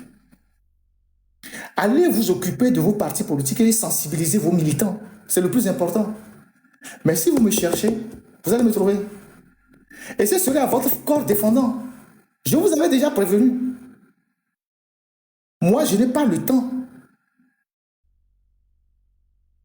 Si vous avez fait vos conneries et que vos partis sont en difficulté, je ne suis pas responsable. Mais si vous me cherchez, vous allez me trouver. Et soyez rassurés que j'ai tellement d'éléments. C'est juste parce que je ne veux plus rentrer dans les polémiques inutiles que je ne parle pas de vous. Donc, faites Faites ce que vous pouvez faire de votre côté pour la lutte. Ne vous occupez pas de la source de quelqu'un, puisque moi, je ne regarde pas votre source. Hein. Mais si vous voulez la bagarre, un matin, là, je sors sur vous, là. Vous n'allez pas sortir dans la rue. Hein. Et je vais parler avec des preuves. Et je vais parler avec des preuves. Je ne suis pas celui qui a toutes les informations au Togo, mais au moins j'ai 80% d'informations que je peux sortir. Y compris ceux qui sont dans l'ombre, qui appellent certains de mes amis, qui disent « Ouais, il faut se méfier de Ferdinand. » Il y a quelqu'un même qui a dit à un ami que c'est Fort même qui me donne les informations. Donc, Fort que je viens de descendre là, c'est lui qui me donne les informations. Oui, à quoi le dit. Et le on Fort dit « Avec un koumonia, on m'a tenu tous les loménages. » Parce que ce que nous subissons dans cette lutte-là, notre vie qui est en danger tous les jours, la vie de nos familles, et vous, vous prenez ça comme des blagues. Et vous êtes là dans l'ombre, vous appelez des gens pour leur dire « Oui, il faut faire ceci. » Donc, Fort n'a qu'à me donner les informations alors. Si c'est lui-même qui me donne les informations, c'est bien. Il n'a qu'à me donner encore les informations. Vous êtes des idiots.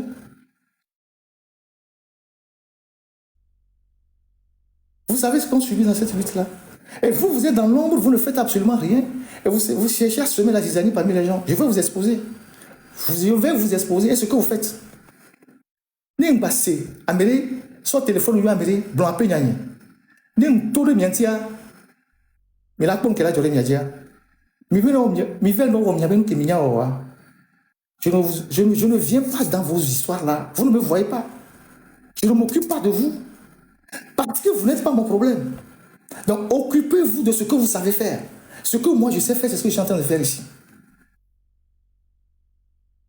C'est ça ce que je vais vous dire. Après, ne pleurez pas après. Il ne faut pas pleurer après que Ferdinand s'est levé contre nous. Parce que, pour vous dire la vérité, les gens ne peuvent pas vous écouter plus que moi. Donc, ne rentrez pas sur un terrain que vous ne maîtrisez pas.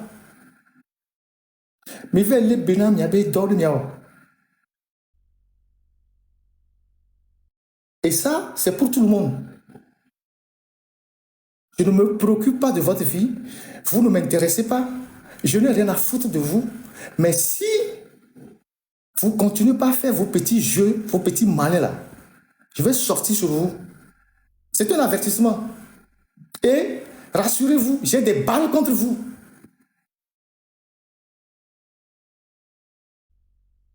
Et des balles mortelles, c'est létal contre vous.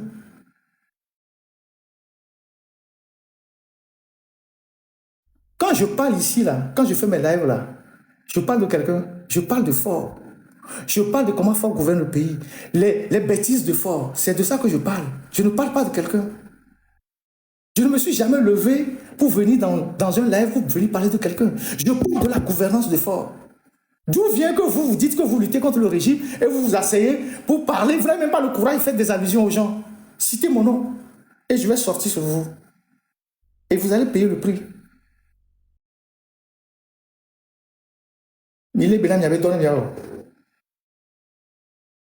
Si vous avez eu politiquement votre période de gloire et vous n'en avez rien fait, personne n'est responsable de ça. En tout cas, pas moi. Personne n'est responsable de ça. C'est vos propres turpitudes qui vous ont conduit là où vous êtes. Occupez-vous de vos turpitudes.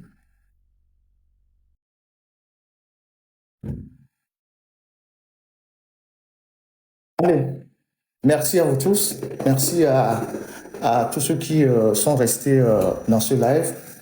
Et j'ai dit juste ça pour faire comprendre aux gens que c'est pas parce que je me tais que je ne peux pas rentrer dans leur jeu.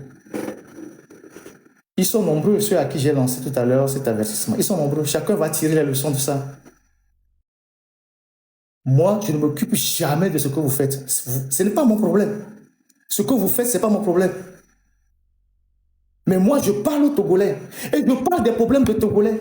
C'est pour ça que les Togolais se reconnaissent en ce que je fais. Parce que je viens de passer 3 heures de temps à parler des problèmes des Togolais. Les Togolais, qu'ils soient à Djarkbanga, à Mango, je parle des Togolais. Le manque d'eau dans les villages, le manque de ceci, l'accaparement des terres. Vous êtes combien à vous mettre ensemble pour parler des problèmes des Togolais? Ah, lui là, on parle trop de lui. Lui là, il devient trop ceci. Il faut le détruire, il faut le casser. Vous allez casser qui? Vous avez construit quelque chose pour casser ça?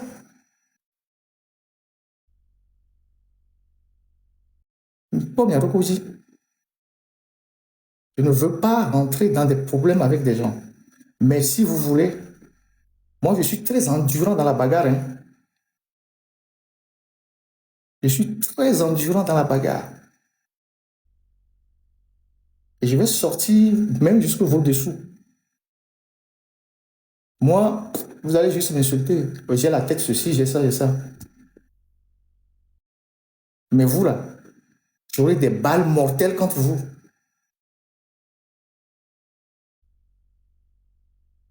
Des balles mortelles contre vous. Et quand je vais commencer, que personne ne vienne me dire, oh, fait dynamique de coucou là, on va au quoi le mais quoi oui. Mais depuis que tu es tourné, toi, tu es nous qui nous l'avons. Venez me tout dire.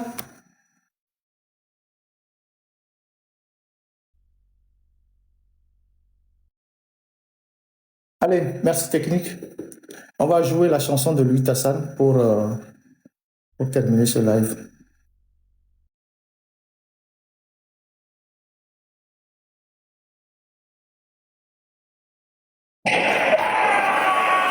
J'irai pas, mon général, j'irai pas malgré tout le respect que je vous dois. Non, je ne tirerai pas, oh non, je ne tirerai pas, oh non, par amour pour mon pays. Un jour me levant, je me pose la question. Oh.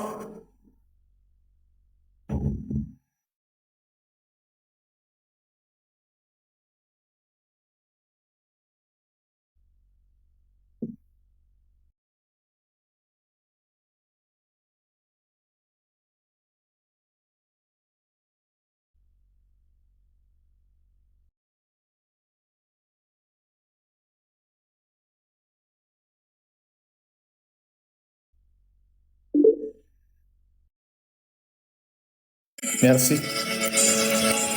Les vautours se disputeront encore. Les hyènes suceront mes os dévêtus. Vous ne pourrez m'enterrer à ma mort, car toutes nos